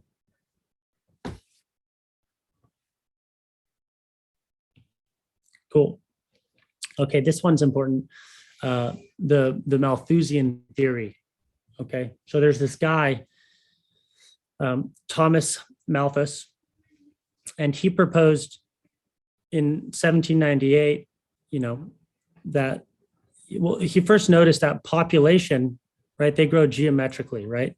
Which is, in other words, they grow exponentially, right? So population grows like this, right? And resources and food, those grow linearly or arithmetically, right? And so he is the guy who really was the first guy to be like, wait a second, we're going to run into a huge problem and have this catastrophic event where, population growth outpaces, the ability for production. Okay. Okay. Okay.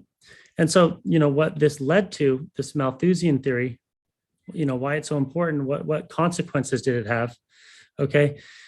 This all these early, kind of traditional, I don't know, now considered today evil and racist, and all these, political policies that happened in the early, 1800s and 1900s, they really came from the Malthusian theory, right?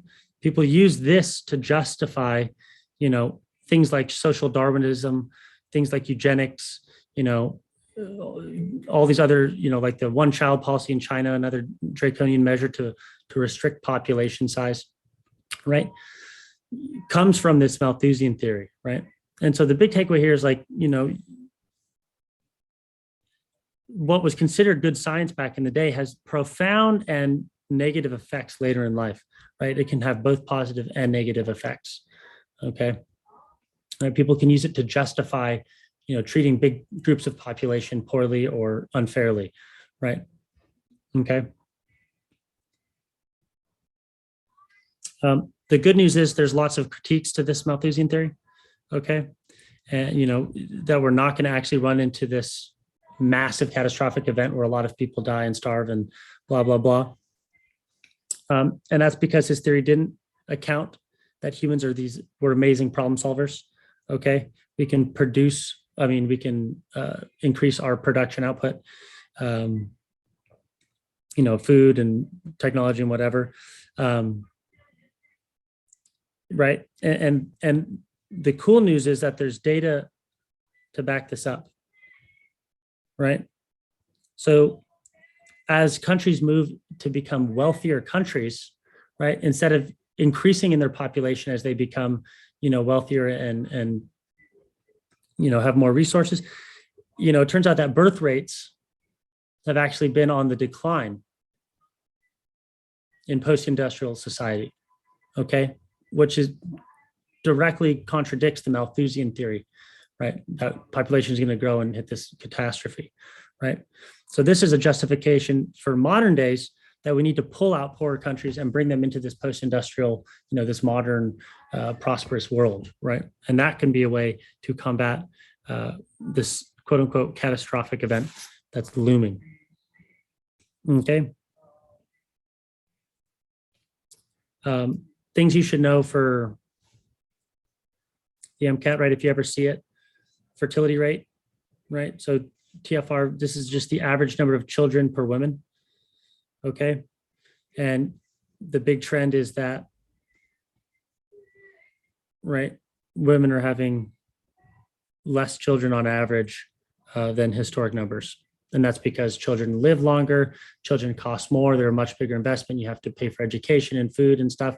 And instead of, children, helping on a farm nowadays, children are not doing that. They're actually, instead of a benefit, like a cost, right? It's a long-term investment. Okay.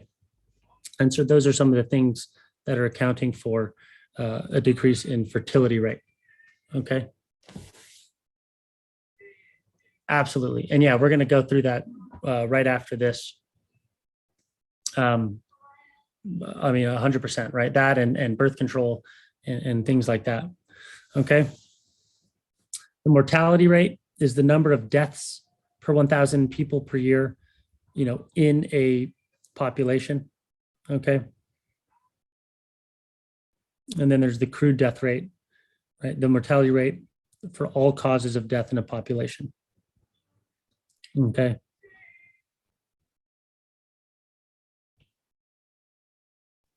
All right. So explaining this, like you were getting to, changes in the fertility, like why is this happening, right? Well, the empowerment of women, right? If you're better educated, then you're going to have more opportunities. And if you have more opportunities, then you're going to want fewer children because they're going to come with a much bigger opportunity cost, right?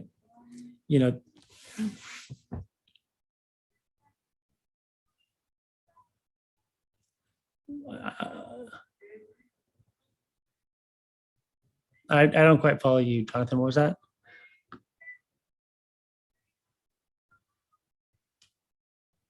Oh, for this fertility rate?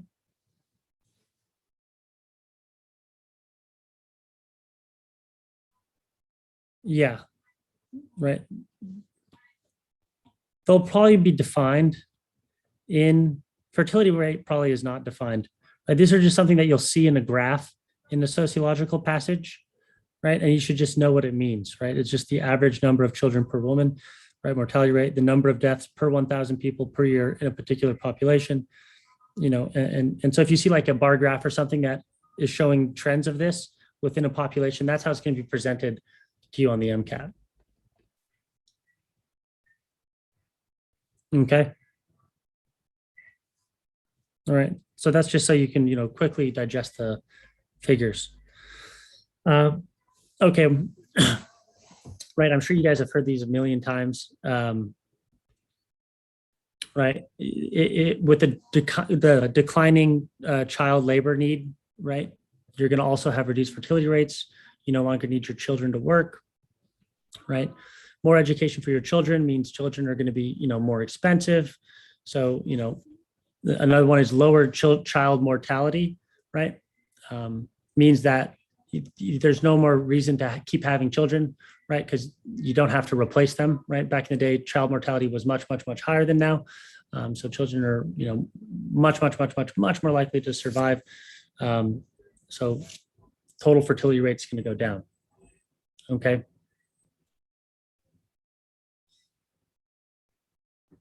So an interesting one is, China's one-child policy, which was between 1980 to 2015. Okay, so that, it estimated to prevent somewhere around 400 million births. Okay, and so that's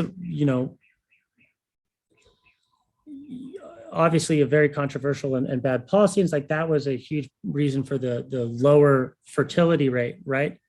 However, if you were to compare, China to other countries that followed a same path out of, going through becoming an industrial to post-industrial society, right? Like if you were to compare it to Taiwan, the actual fertility rate would be somewhere around where it is today, regardless of the one-child policy. And that's because, of all of these other factors that we were discussing, education, less child are dying, right? Women are becoming more educated, and so on and so forth. Okay. So interestingly enough, despite the one-child policy, the fertility rates would probably be around the same, just by getting, China becoming a more rich and prosperous nation. Okay. Okay, so we'll super quickly talk about social movements, and kind of why they come about. So social movements are these loosely but still organized efforts by a large group of people to achieve a particular goal. Okay, and it's typically a political one or a social one. Okay, and this is to carry out or resist or undo some sort of social change. And so you can think of social movements, right? Civil rights movement, human rights movement, Black Lives Matter movement, environmental justice movement, all these things, where do they stem from? And they stem from this thing called relative deprivation. Okay. And that is that, you can imagine this as, if everyone's struggling, then there's not going to be a social movement because everyone is struggling. Now, if you're a group of people and you see another group of people and they have more advantages than you, they have more resources than you, and there's no real logical reason why they do have these advantages, then you feel relatively deprived, of those positive aspects of other people's lives. And so you become frustrated and you're like, wait, no, I need that too. And I want that too. And when enough people feel this relative deprivation, then a social movement will blossom, will emerge, right? And it'll be to try to become more equal or to get whatever you're being repressed or whatever you don't have, right? Okay. And so depending on the scope of the social movement, right, you can have, very small social movements, where it's limited in size, and just a specific type of individual are changed. You can have, these, movements where it's more radical, the amount of improvement that's happening, but it's still only to a specific group of people. You can have social movements where everyone becomes effective by the movement, but the amount of change is limited, so you get a smaller amount of change. And then you'll have, the revolutionary social movements where you're having radical change within society, and everyone within society, is affected. Okay, right. So, like the civil rights movement would be a revolutionary social movement.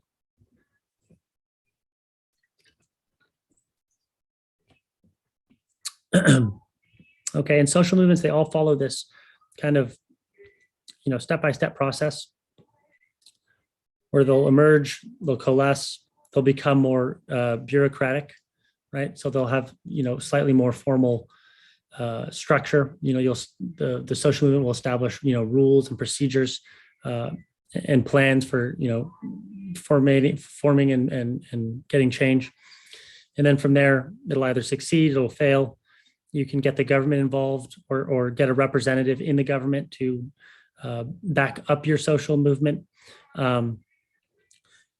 It can get repressed. So another group of people can start an anti-social movement to counter your social movement. Okay. Goes mainstream. And then after time, whether it succeeds or fails, it'll slowly start to fade out and decline. Okay. And so the general strategies around a social movement is, you need to create a sense of collective identity, right? You need to get a group of people who feel, who identify with each other and, have this commitment towards, whatever cause you're trying to pursue. Okay. And from there, you need to cause a disruption. Okay. Which means, okay, let everyone else know what the problem is, right? Get all the eyes on you, right? Demand a response. Okay. which will get an outcry from people who disagree with you, and the people who say, oh, that's wrong, don't do that. you know it'll allow the social movement to identify an enemy, right? And then they can target that enemy. And social movements all tend to have uh, they project their demand through a symbol, right? Whether that be a phrase like the 99%, or Black Lives Matter, or the gay rights flag, right? Through a symbol can keep everyone together and moving towards a common purpose. Okay. Okay.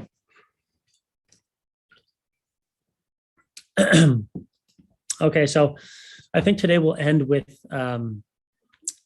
another question, and then we'll have covered pretty much all the important stuff for this lecture. And so let's take a few minutes to do this, and then go through it. This data heavy question.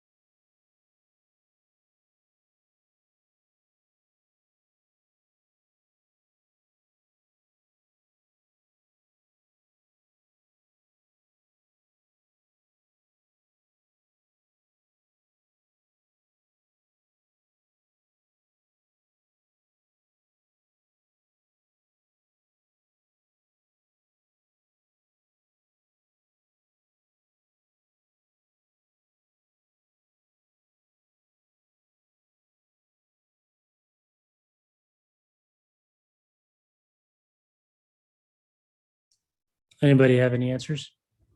Anybody need some more time?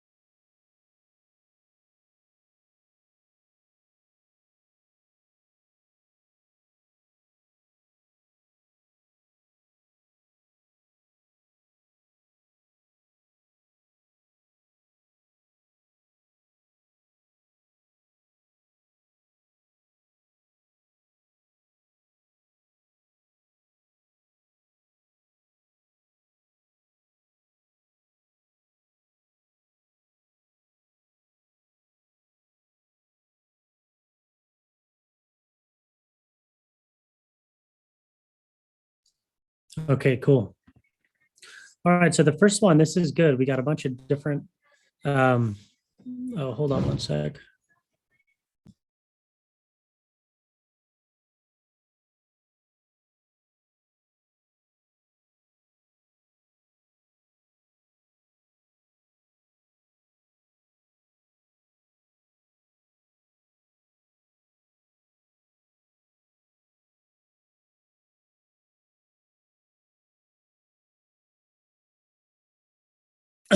Okay, so this first one, it's cool. We got a bunch of different answers, right?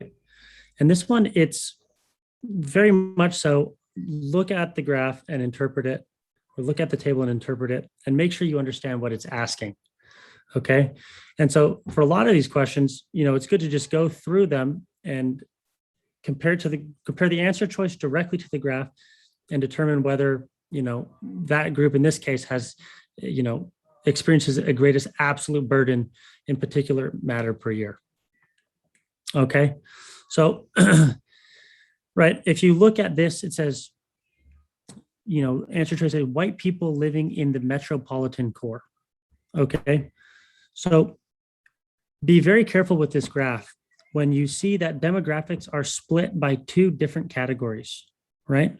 So you can be any of these races and you're associated with a particular spatial location, right? And so each demographic is this plus this, okay? So you can imagine, white people living in the metropolitan core. So who does that correspond to? Okay, white people living in the metropolitan core. So that's one, and then this gray one right here. So that would be up to this line. So this is their total absolute burden in tons per year. Okay, then you can compare it to Black people living in high commuting metropolitan areas. Okay, so here's metropolitan high commuting, right? 2. So that's in this category. And you can see that literally every single one of these is going to be lower than white people living in the metropolitan core. So you can right away eliminate answer choice B. Okay. And similarly, people living below the poverty line in low commute areas, right? Low commuting areas below poverty, right? So that's 3 and white. That's this one right here. And that's going to be lower than white people living in the metropolitan core, right? And similarly, people living in below the poverty line in high commute areas. Okay. So I'm going to erase these now. High commute areas, that's 2. And again, that's anything in this bucket. So everything is actually lower than the very first answer choice right here, which is white people living in the metropolitan core. Does that make sense? So, I want to emphasize here that every time you look at a figure, take a second and understand what it's saying, right? And these answer choices, all of the answer choices have the demographic stating both of these descriptions, right? It gives you a race and then it gives you the area you live in. And that's what the answer choice is asking. Okay. And now question 8.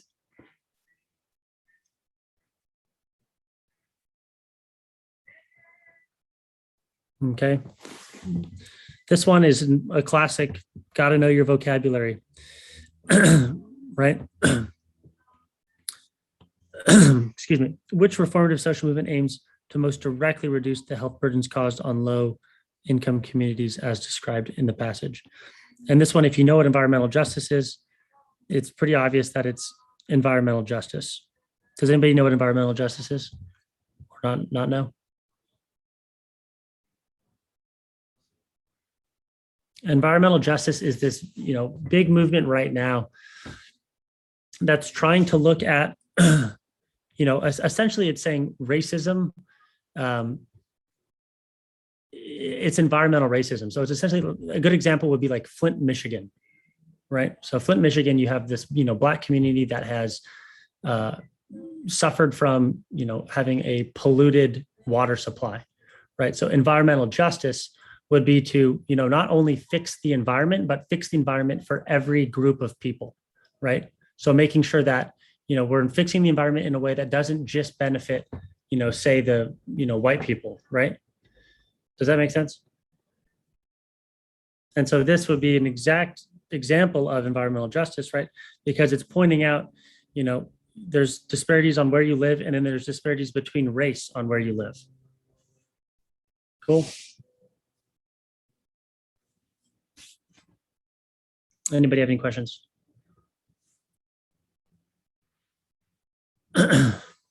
Great. All right, well, we're gonna skip over these next things. These are, globalization, effects of globalization. You guys probably already know these and you can just read them. Okay, globalization has brought everyone together, but it increases pathogen flows. It increases climate change. Okay, pretty straightforward. Urbanization, maybe I'll touch on right now. Oh, can I explain 7 again? Yes. Okay, so if you look at 7, right, it's all the answer choices. So it's literally asking you to look at the data, right? That's the first thing. So your eyes should get drawn right into, the table here or this graph. And then if you look at all the answer choices, right, every answer choice has not only your race, but where you live. Okay, so you have to compare not only the race of the people, but you have to compare where they live, right? So white people living in metropolitan high commuting or living in the metropolitan core, 1, is this bar graph right here. So that's the demographic. Okay, and then you compare that to all these other demographics, and it turns out that they're within this group and within this group. So therefore, all these people suffer less of absolute burden than white people living in the metropolitan core. Does that make sense? Cool. So just, be careful when you are interpreting graphs, what they actually mean. And that goes for biology too, right? Oftentimes it'll present you with more data than you actually need. And it's your idea to find that specific set of data within the huge scope of data and determine whether it's more or less or works towards or against the hypothesis.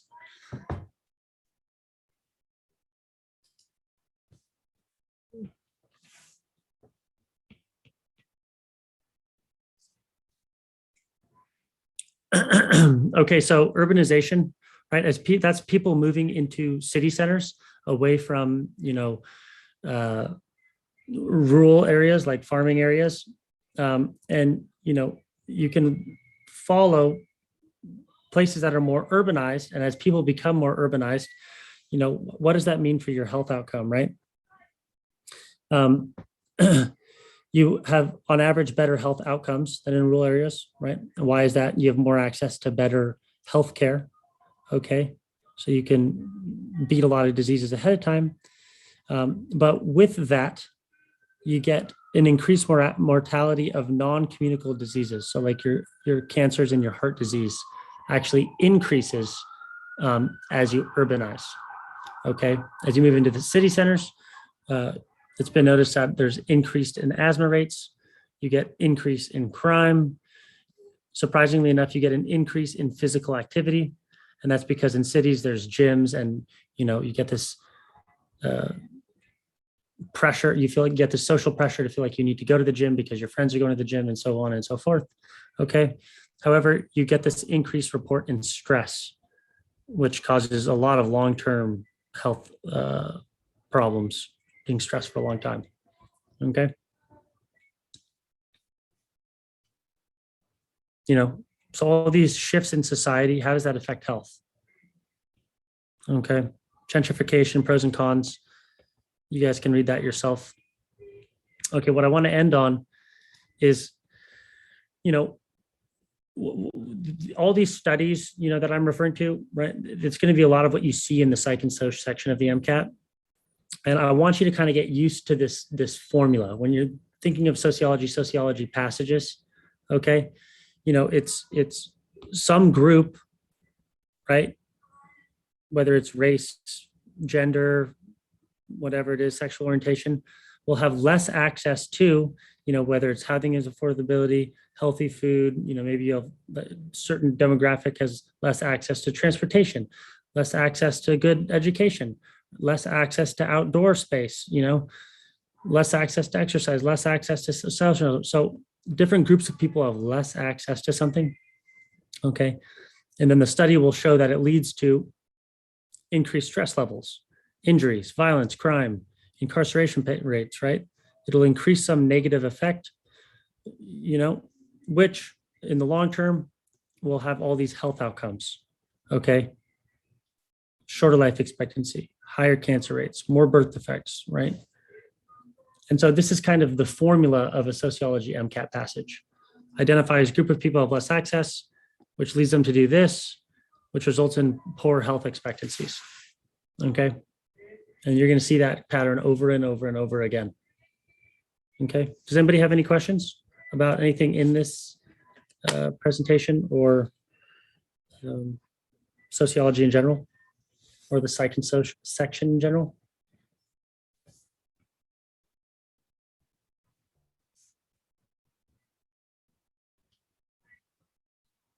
What is the sociological definition of gentrification? Yeah, we can go back. The process of changing the character of a neighborhood through the influx of more affluent residents and businesses. Okay. So that's the formal definition, and of course with that, right? What are the pros? Everything has pros and cons. Reduce crime, reduce strain on local infrastructure, reduce vacancy rates, stabilization of declining areas. You get actually an increased social mix. So gentrification, you can think of like, traditionally poor neighborhoods, whether it's an immigrant neighborhood, or a Black neighborhood, right? It actually mixes people together within the neighborhood. Whether they actually interact with each other, that's up for debate, right?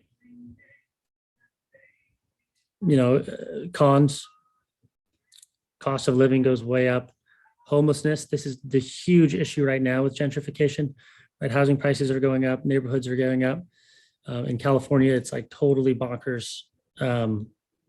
People can't afford their houses, they are on the street, right? Then they have to, go to social services, right?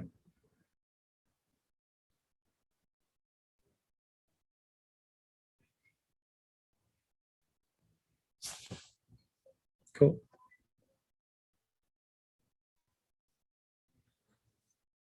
Oh, I've never actually heard that, or part of the gentry. I don't know. Yeah, like a gentrifier. That's what I've heard before. So I've never heard of the gentry.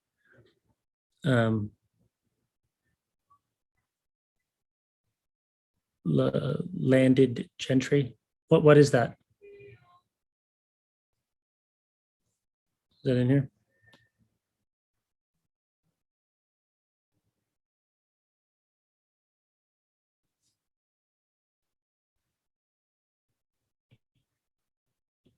Cool. Yeah, does anybody else have any questions? Any concerns? How's class going? How is everybody doing? Talk to me. What do you guys need?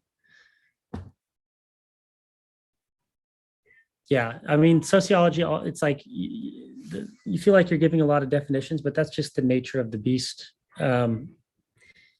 And our idea is like, how do we approach these questions? I want to really emphasize why, when I say vocabulary list, it's like important to do, right? There's no sociology passages in the book. There's social psychology in the psychology book a little bit. So I would recommend doing Khan Academy questions.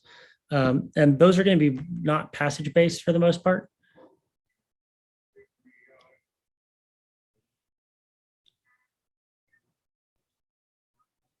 Okay, that's Jonathan. Some students expressed concerns regarding some of the heavier hitting subjects and how past instructors were relatively lacking in terms of hitting the nail on the head when it came to content knowledge, explanations, etc.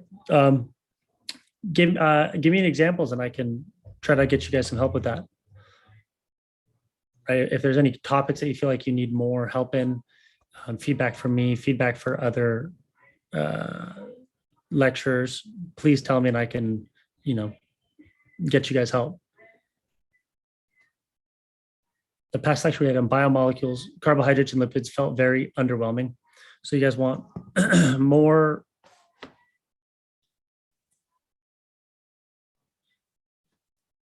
Okay, so you guys want strategy. You guys want, it sounds like OChem.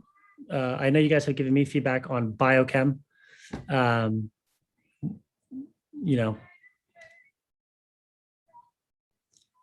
I can tell you that you guys all need additional help with physics.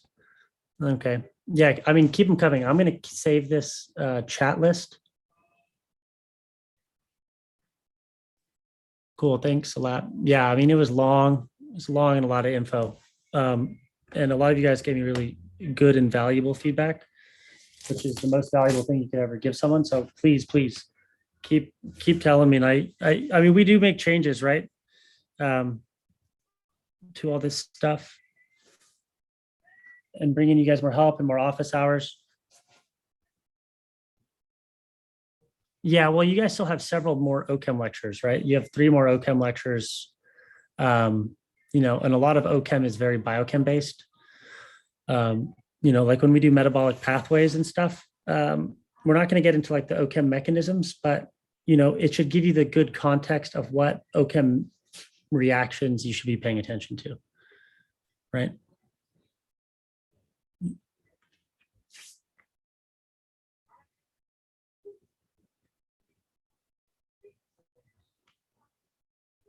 Okay, yeah. And I'm reading all these comments you guys are putting in here, and we will address them. More CARS lectures. Yeah, you guys have only had 1 CARS lecture, so you're gonna have actually 3 more CARS lectures. So there's plenty more CARS to do. And with CARS, okay. And so let me ask you this, just for feedback on the lectures I've given you guys. When like, for instance, my biochem lectures, do you guys want me to do more practice questions in those? Less practice questions? The same amount of practice questions? Just so I have something. So more questions. Great. Okay, I can do more questions. What about the sociology lecture like today? Do you want more questions or less questions? Yeah, that's the problem, right?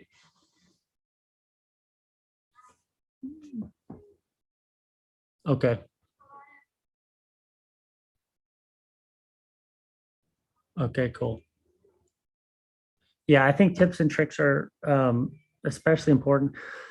Like, for example, with biochemistry, right? You're going to learn all these mechanisms and pathways and stuff, and you need to, the goal is for you guys to hone it in how it's going to be presented on the MCAT, right? And we're going to get in this when we talk about biochem, but it's like, you're going to have learned everything, you're going to know all your content, but like, how is it going to be tested? And it's going to be a passage that disrupts function or enhances function. Okay. And so things like inhibitors, things like drugs that cause problems. Okay, cool. I'll have more. I'll relay that up.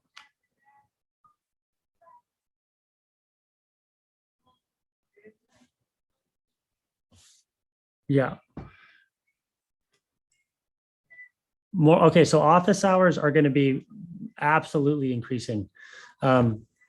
So as more teachers, as you guys, get more teachers, they're going to start posting their office hours. Office hours usually ramps up over the course, right? If you think about it, there's going to be more and more demand for those, especially as you start to get into your full length exams. That's when office hours are going to be firing. So just keep that in mind. I would say if around office hours, if for some reason you can't make office hours, you please voice that so we can adjust the office hour times for you. right? Because every office hours are very dynamic, right? You know, people will pick their days, but if not enough people can make them, then what's the point? So we'll actually move them for more people to make them.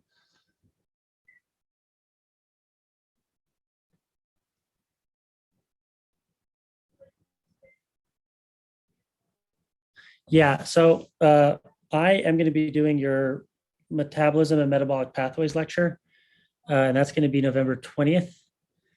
And it's going to be a pretty dense lecture.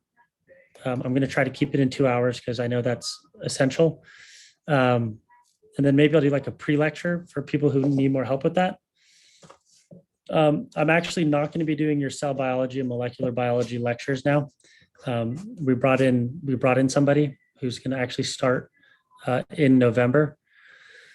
And she's going to be doing office hours, and she's going to do the molecular biology and cell biology. So that's another person that you'll have to help you guys. And she's awesome, you know, very, very, very knowledgeable about this test and testing in general. Oh, and someone asked, what is the time frame we have to access full lengths? As long as you need them, right? They're going to actually be activated, I think, this week on Friday. I'm not saying that you should start right now, but you'll have access to them, you know, through January, and then I'll send out an email and say if anybody wants them longer extended, if you're going to take a spring MCAT or March MCAT or something, just let me know and you'll have access as long as you need it. Yeah, they're not going to expire. Don't worry about that.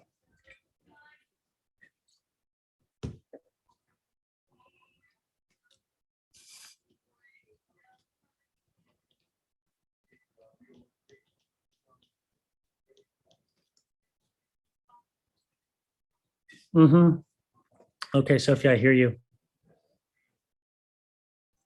Oh, and sorry, Jonathan, electronic versions of the books, I can't do that. Apparently Todd sent you the PDFs of part of his books, that the subjects he covers. But for the other ones, that's not going to happen. Yeah, no, it's just not, that's not going to happen.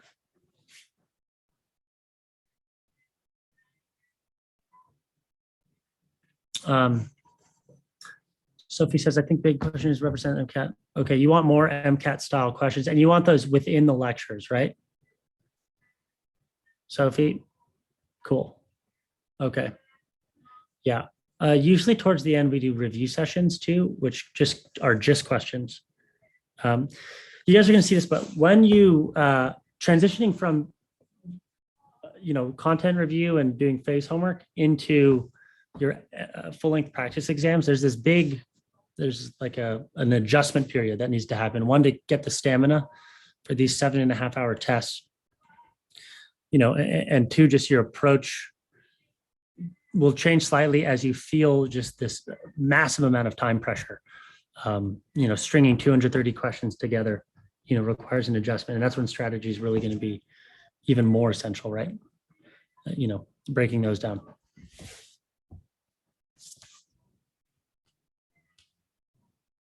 Yeah, stamina, it's you get used to it. It's just a long time, right? And being able to, there's this tunnel vision you get sometimes when you're on a full-length practice test where you're just like, you have a bad question, you have no idea what it's asking, and you need to be able to shake those off.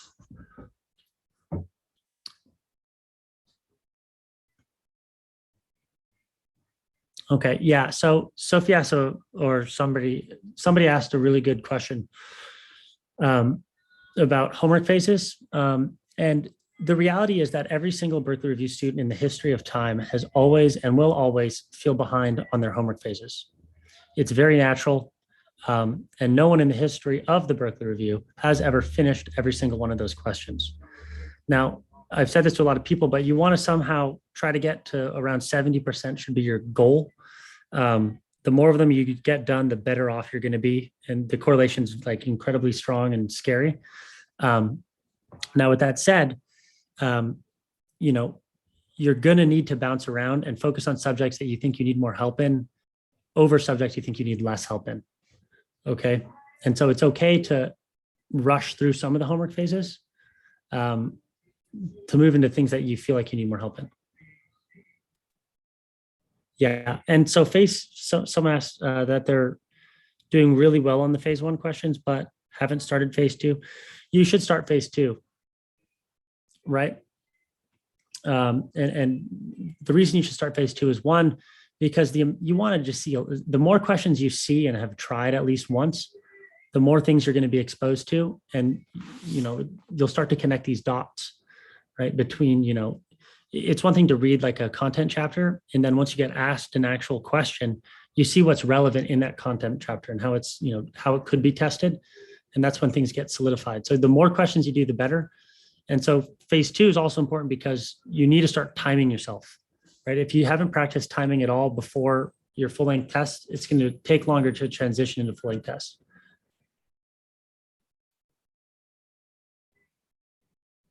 Yeah, and that's exactly what we want. That phase 1 feels harder than phase 2, right? That's because you've been doing all this studying, Nice. And timing is good for phase 1 if you can. Yeah, and you want phase 2 to feel easier, right? You can analyze and interpret information quicker from the passage between phase 1 and phase 2, right? And now it's all about speeding up and making sure that you're on a good pace. One thing that I haven't told you guys, but have you guys taken any of those assorted delights quizzes on the portal? They're also in the bio books. Okay, so if you go to here, maybe I'll share this screen with you.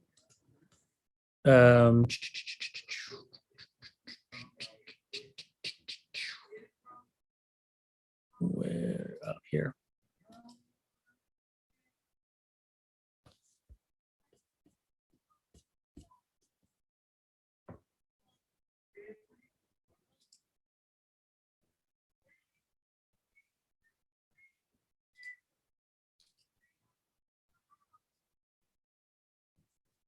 Can you guys see the screen?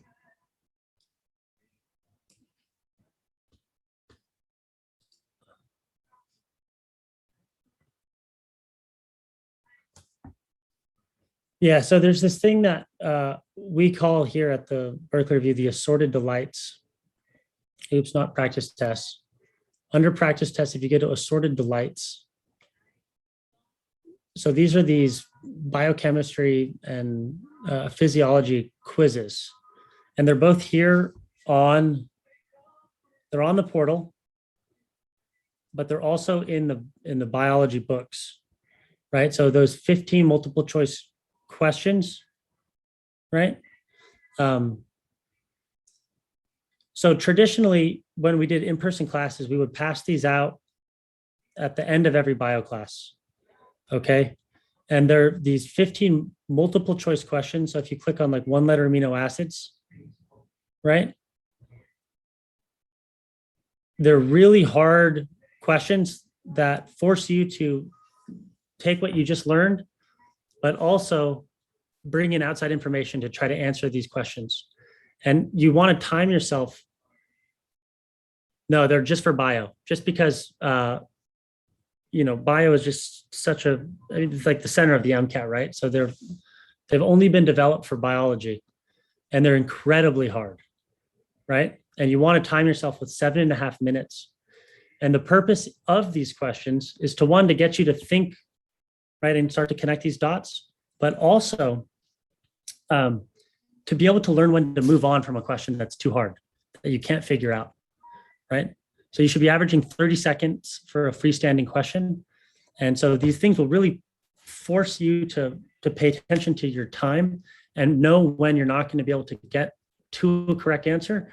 So eliminate, and take a best guess as quick as you can. And so these are really good practice, because you can do them in 7.5 minutes. There's no detailed answer explanation, and that's done on purpose. And that's because, in the books, if you do all the passages and you have all the detailed answers, that's just getting spoon-fed, right? it's really easy to do a question, read the answer explanation, and feel like you agree with the answer explanation, but do you actually agree? You're not really thinking critically. This is a way to counteract that, and it's to do these, quick multiple choice questions. And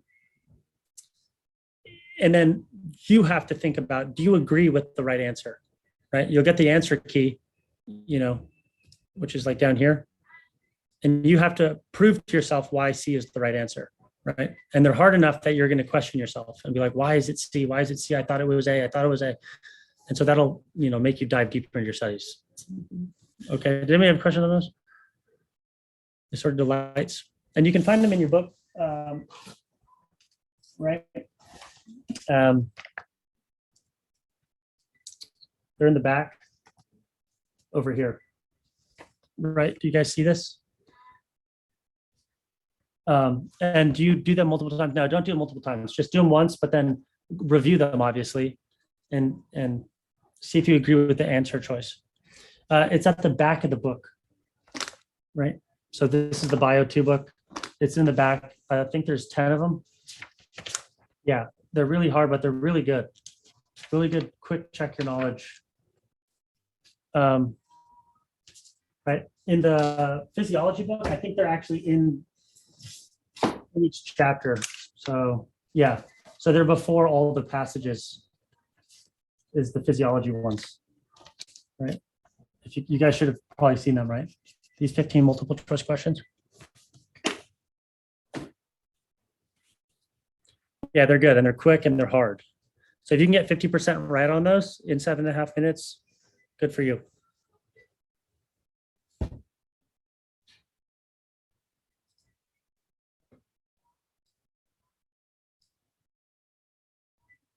Yeah, well, on average, they're harder than the MCAT. Certain MCAT questions can be really hard, right? But on average, they'll be harder than the MCAT.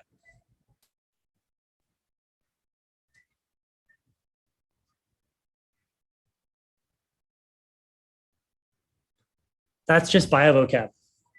Yeah, so that glossary in the back, that's like probably the most comprehensive list of bio questions of bio terminology that you can see.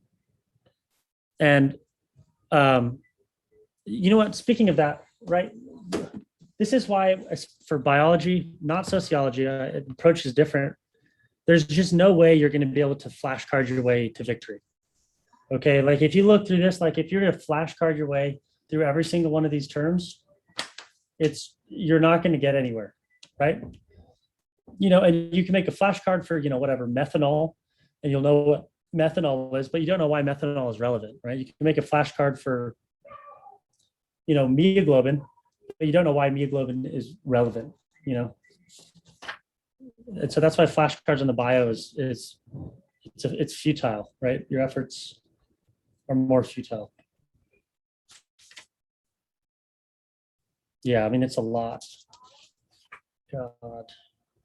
Yeah, so these come from all the AMC practice exams and things that have appeared on the MCAT, like big, biology terminology. Right, so.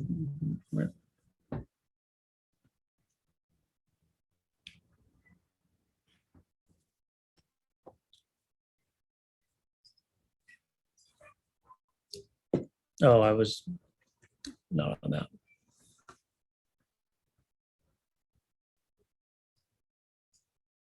Cool.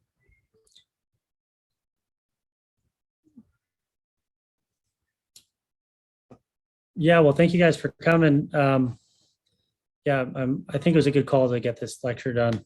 Start talking about sociology. Yeah, voice your concerns, right? That's, I like feedback. We all like feedback. Everyone loves it. That's people's problems, right? A lot of people don't give feedback, and then you don't get what you want, right? The squeaky wheel gets the grease, right? And I hear you guys, even individual things. I start to meet with people, by the way, individually, usually right around now, all the way until you've taken your MCAT.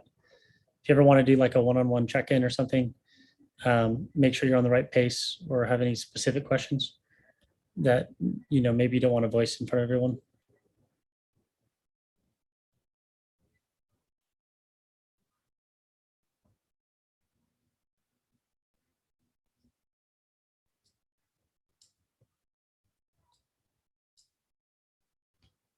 Yeah, you guys enjoy your Halloween too. Last day of October. Wow.